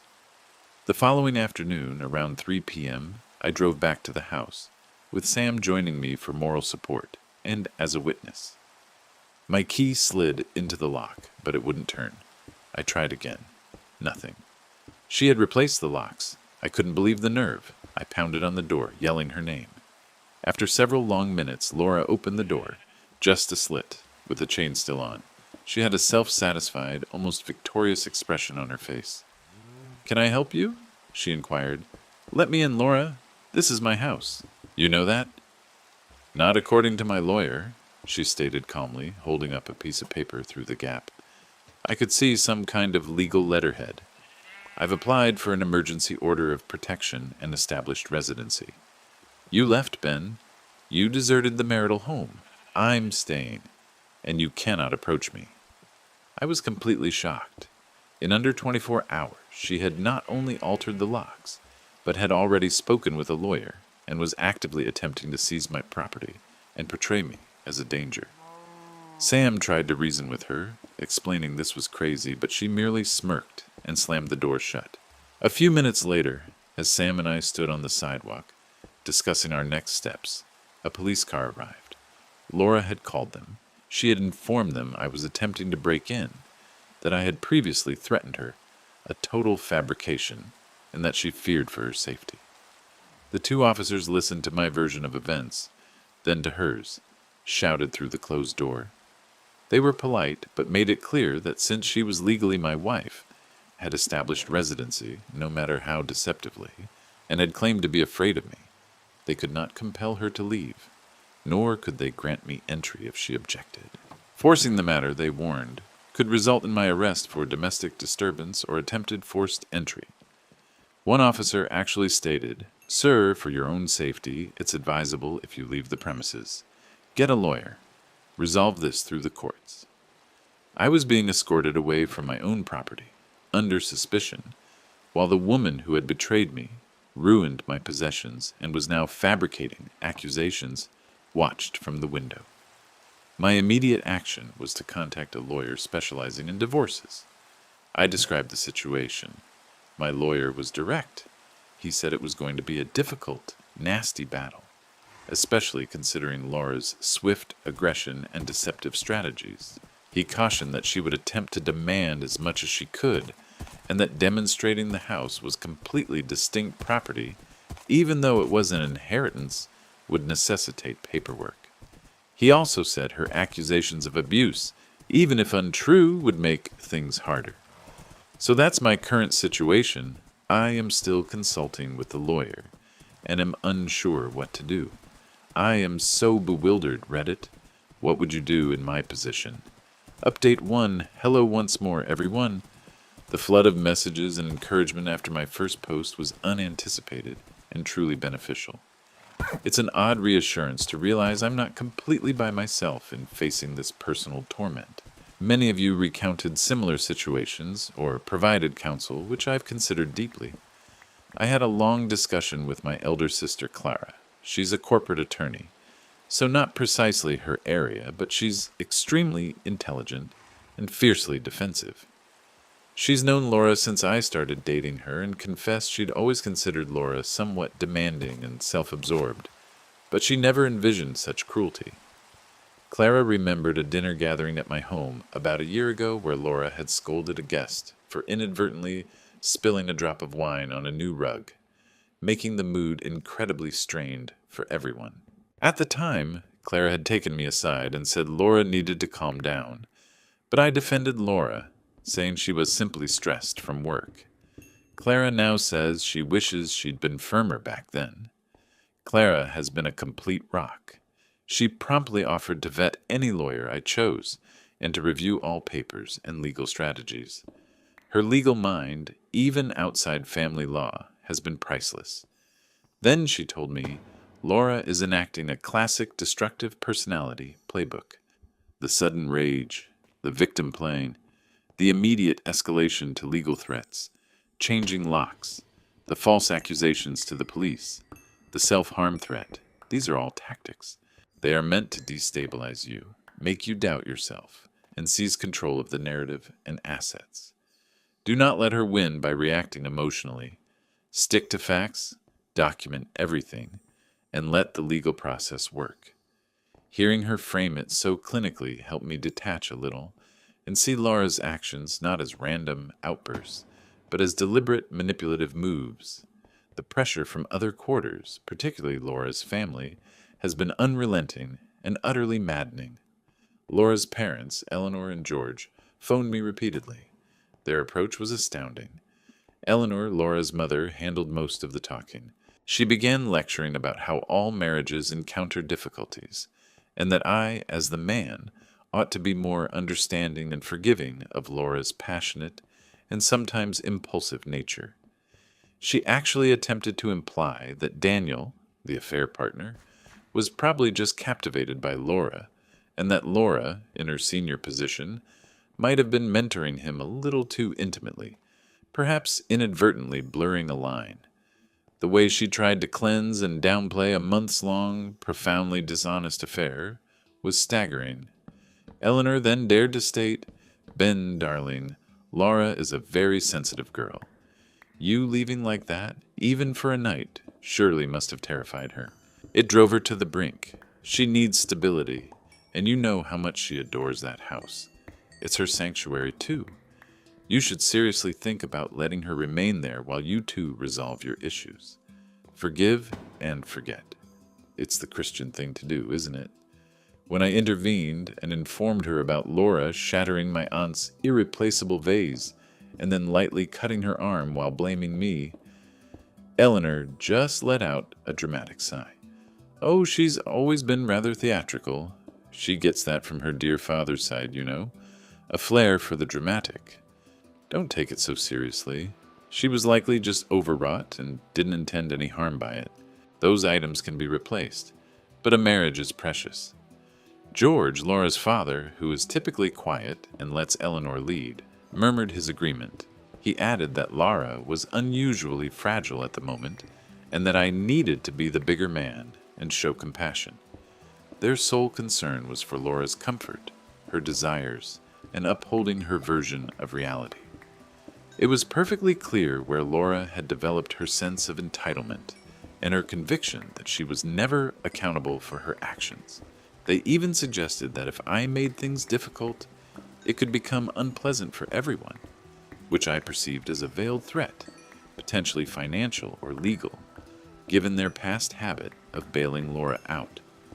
Laura herself has been a flurry of chaotic communication since being served with divorce papers and the official notice to vacate, which her lawyer is naturally contesting. Since I blocked her primary phone number, she's been utilizing burner apps and new SIM cards to call and text me. The voicemails she leaves are an unsettling mix.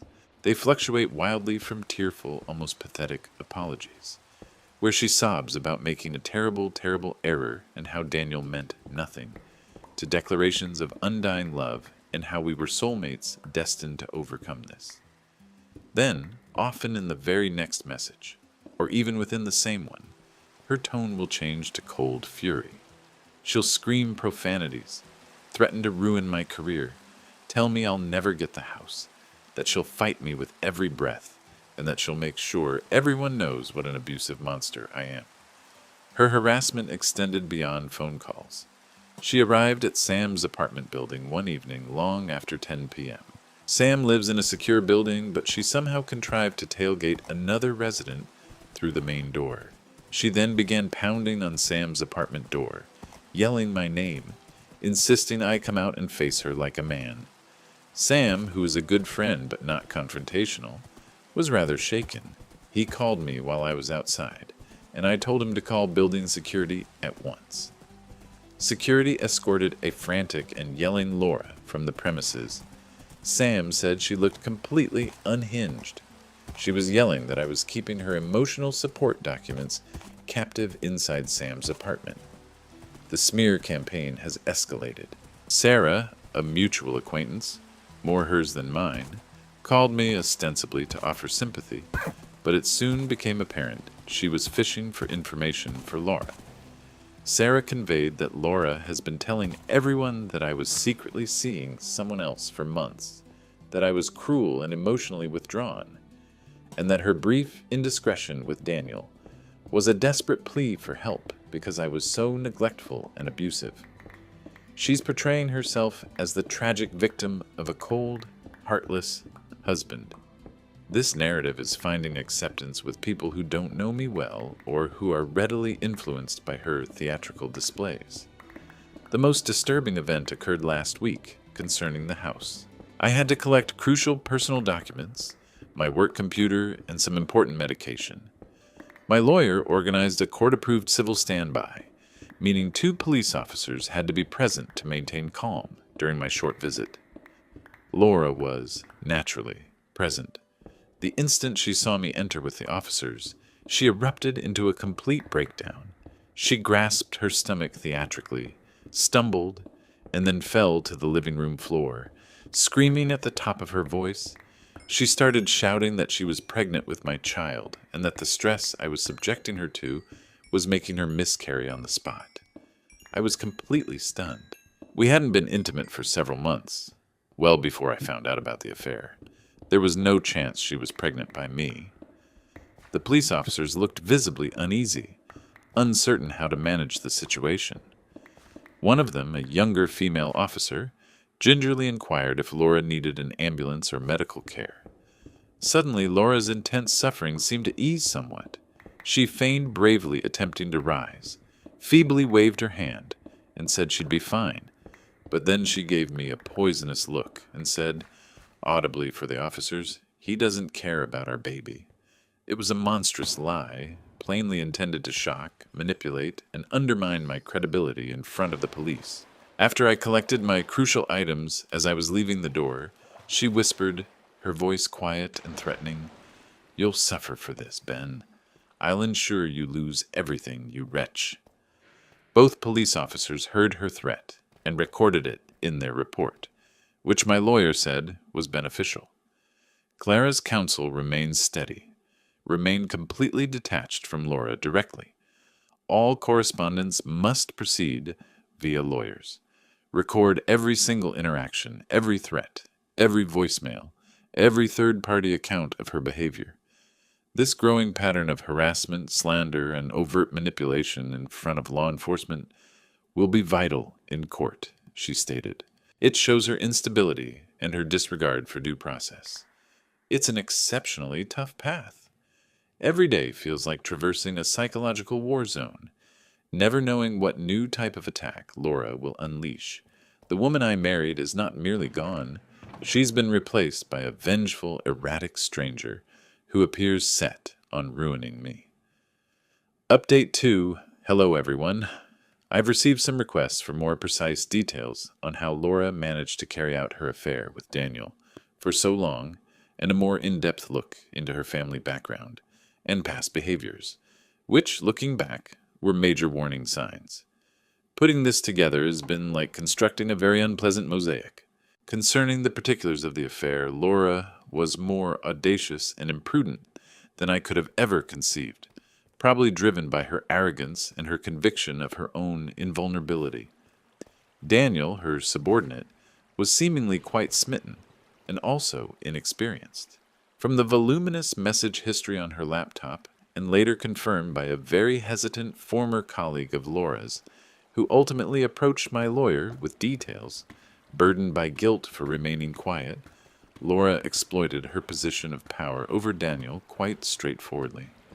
She commenced most of their illicit encounters, frequently presenting them as after-work strategy sessions or casual team building.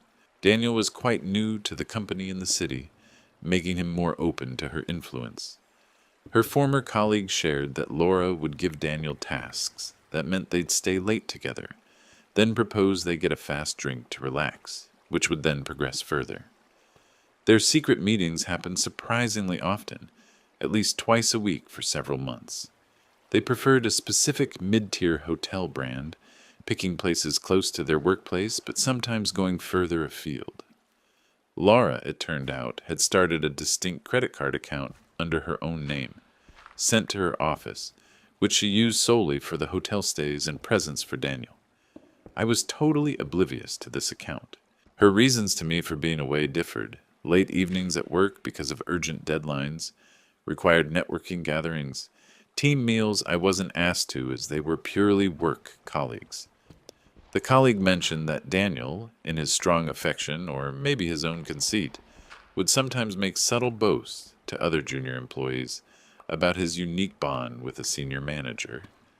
Some at the office seemingly suspected something improper was going on, but Laura was known for her explosive temper and for holding resentments, so nobody ventured to challenge her or report it. Her audacity stretched to company assets. She brought Daniel on what she stated was an essential client acquisition journey to a close-by city for a weekend. In truth, it was a romantic trip. She charged a considerable part of it: meals, a rented car, stating hers was in the garage, and even some client entertainment, which was really tickets to a concert for her and Daniel, straight to the company. This degree of carelessness eventually contributed to her firing from her position.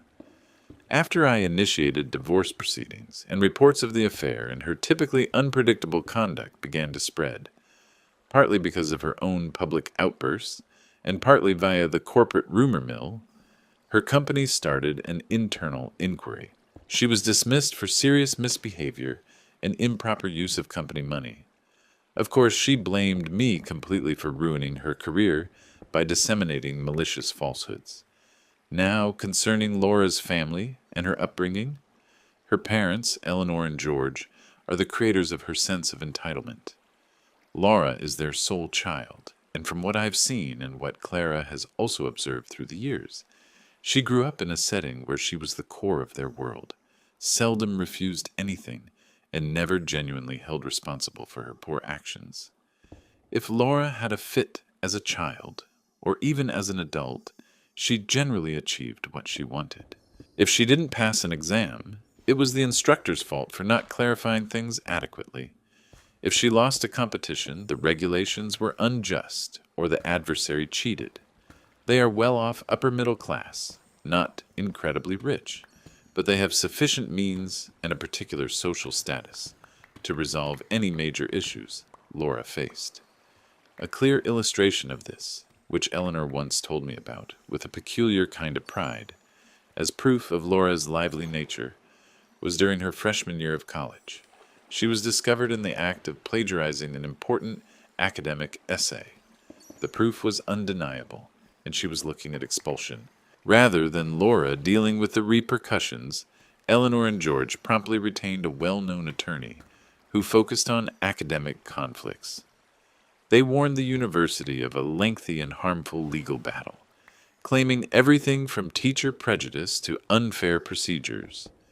The university, probably wishing to steer clear of bad press and expensive lawsuits, in the end permitted Laura to drop the class without academic repercussions, and the accusation of plagiarism was discreetly removed from her file. This taught Laura a powerful lesson. Rules were for other people, and if you or your parents create enough commotion or promise enough difficulty, you can escape accountability for nearly anything. Throughout our marriage, even prior to the affair being revealed, our disagreements frequently took a troubling course. Laura seldom took part in reasonable talks when she felt challenged or hindered. Instead, she would turn to intense emotional strategies. Ignoring me for days at a time was a frequent occurrence. At times, she would accuse me of not loving her, of being cold or unfeeling, then threaten to leave me, packing a bag dramatically, only to let herself be convinced to stay after hours of my pleading and reassurance. On several occasions, during particularly heated arguments, often about minor issues, like my wanting a quiet weekend when she wanted to go out, she would escalate to behaviors like hyperventilating until she nearly passed out, or lightly but repeatedly banging her head against a wall or door frame, crying out that I was driving her crazy or making her ill. At the time, I was genuinely worried about her. I would back down immediately, apologize even when I felt I'd done nothing wrong, and focus all my energy on soothing her. Now I see these episodes with chilling clarity. They weren't signs of genuine distress, but calculated manipulative displays, early warning signs of the profoundly unstable and explosive behavior I am grappling with now. Her sense of ownership is absolute, extending not just to material possessions, but to people. In her mind, I was not her partner, but her possession. The house, despite its clear legal status as my inheritance, became her house the moment she moved in. The affair, I now believe, wasn't just about a fleeting search for excitement. It was about power and control. Power over Daniel, her subordinate, whom she could command and manipulate, and power over me by sustaining this elaborate secret life, by deceiving me so completely. The notion that I would presume to question her authority, reveal her dishonesty, or try to evict her from her house is an unbearable insult to her whole perspective. Her family's steadfast, unquestioning backing, even after learning the complete scope of her affair and her later deeds, only serves to strengthen her firmly held conviction that she is the wrong person and that I am the one behaving irrationally and harshly. They always confirm her story, telling her that I am the problem, that I am vindictive, and that she must struggle fiercely for what belongs to her. This damaging echo chamber makes any reasonable discussion or friendly settlement completely unachievable. Update 3. Hi everyone. It's been an exceptionally lengthy and exhausting period since my last update, nearly a full year filled with legal disputes, emotional distress, and ongoing pressure. But I can at last confirm that this chapter is, for the most part, concluded. The legal process was just as confrontational and unpleasant as my lawyer had foretold. Laura and her legal team used a tactic of vigorous attack, trying to portray me as a vengeful, domineering, and even harsh husband. Laura herself testified and, under her lawyer's expert direction, gave a weepy, award-winning act. She testified that I was emotionally distant and financially controlling, despite bank records showing she had her own substantial income and access to joint funds, which she spent extravagantly. She asserted my discovery of her close friendship with Daniel was merely a fabricated reason I used to try and remove her from the marital home, because I secretly wanted to sell it for a huge profit and exclude her. She even contended that she had put a considerable sum of her own premarital savings into the maintenance and enhancements of the house, a claim for which she could produce no believable proof and which our forensic accountant readily refuted. My lawyer methodically broke down these falsehoods with bank statements, emails, and statements from people such as Sam, who had observed Laura's spending patterns and how she treated me, and even my sister Clara, who testified about Laura's overall conduct and previous examples of financial carelessness. Laura's absurd pregnancy assertion, which she had theatrically declared during my visit with police escort to collect my possessions, was quickly and shamefully revealed as false in the discovery stage before the trial. My lawyer had, quite logically, asked for medical evidence, doctor's visits, ultrasound reports, any sort of documentation. Laura, naturally, was unable to present anything. Her lawyer then weakly tried to claim it was a pseudocyesis, or hysterical pregnancy, caused by the great pressure I had supposedly caused her. The judge, A, was plainly unimpressed by this explanation. This specific action greatly damaged Laura's credibility from the start. There were many examples of Laura's typical courtroom dramatics. During one session, as my lawyer was quietly presenting recorded proof of her excessive spending on Daniel, hotel bills from her hidden credit card, receipts for costly gifts, flight confirmations for their business trip, Laura suddenly sprang to her feet, yelling, "He's distorting everything! He's a liar! I'm the person wronged here, can't you see?" She actually attempted to get near the judge's bench before being sternly told to stop by the bailiff and reprimanded by the judge. At another time, when Daniel was summoned by my lawyer to testify, he seemed very unwilling and clearly anxious, but was legally obliged. Laura could not restrain herself.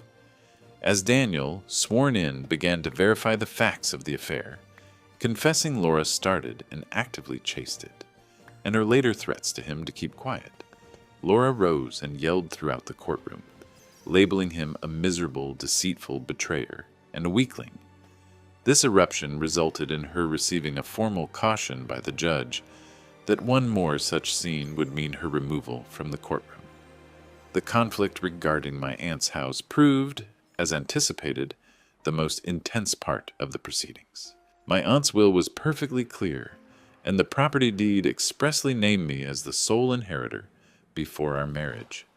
Yet, Laura's lawyer forcefully contended for a substantial part of its current market value, referencing marital asset claims stemming from the length of our marriage and her alleged non-financial contributions and personal effort in maintaining and improving the property. We needed to hire forensic accountants to carefully track every penny related to the house, demonstrating that all mortgage payments — the mortgage was very small and nearly paid off when I inherited it, and I paid off the rest with premarital funds — property taxes, insurance, and any major upkeep or improvements originated directly from my premarital savings or my individual verifiable income. Laura had provided almost no financial input to the house itself. A major breakthrough, I believe, occurred during the depositions of Laura's parents, Eleanor and George. While they both tried to firmly uphold Laura's story of being a victim and my alleged cruelty, my lawyer's sharp and persistent questioning revealed many contradictions in their accounts and underscored their consistent habit of allowing Laura's conduct and protecting her from repercussions. Eleanor grew progressively agitated, defensive, and even hostile during cross-examination, at one point charging my lawyer with harassing her. George largely seemed uneasy and disheartened, frequently yielding to Eleanor or asserting he couldn't remember particular events. Their collective testimony, meant to strengthen Laura's position, probably caused more detriment than benefit by depicting a stark image of a dysfunctional family dynamic based on entitlement. Following their depositions, a clear change occurred in the conduct of Laura's lawyer. He grew a little more restrained, perhaps acknowledging the fragility of their entire stance. Ultimately, a few weeks passed, following months of hearings, filings, and postponements, many started by Laura's team.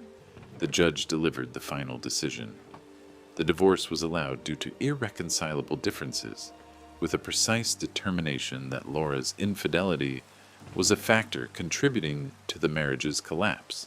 Significantly, the house was affirmed as my exclusive and separate property, with no equity or monetary stake granted to Laura.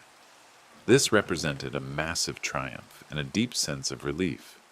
In his summation, the judge remarked on Laura's flagrant behavior during the entire proceedings, encompassing her untrue accusations, her efforts to mislead the court, specifically mentioning the pregnancy claim, and her courtroom outbursts, declaring these actions negatively impacted her trustworthiness.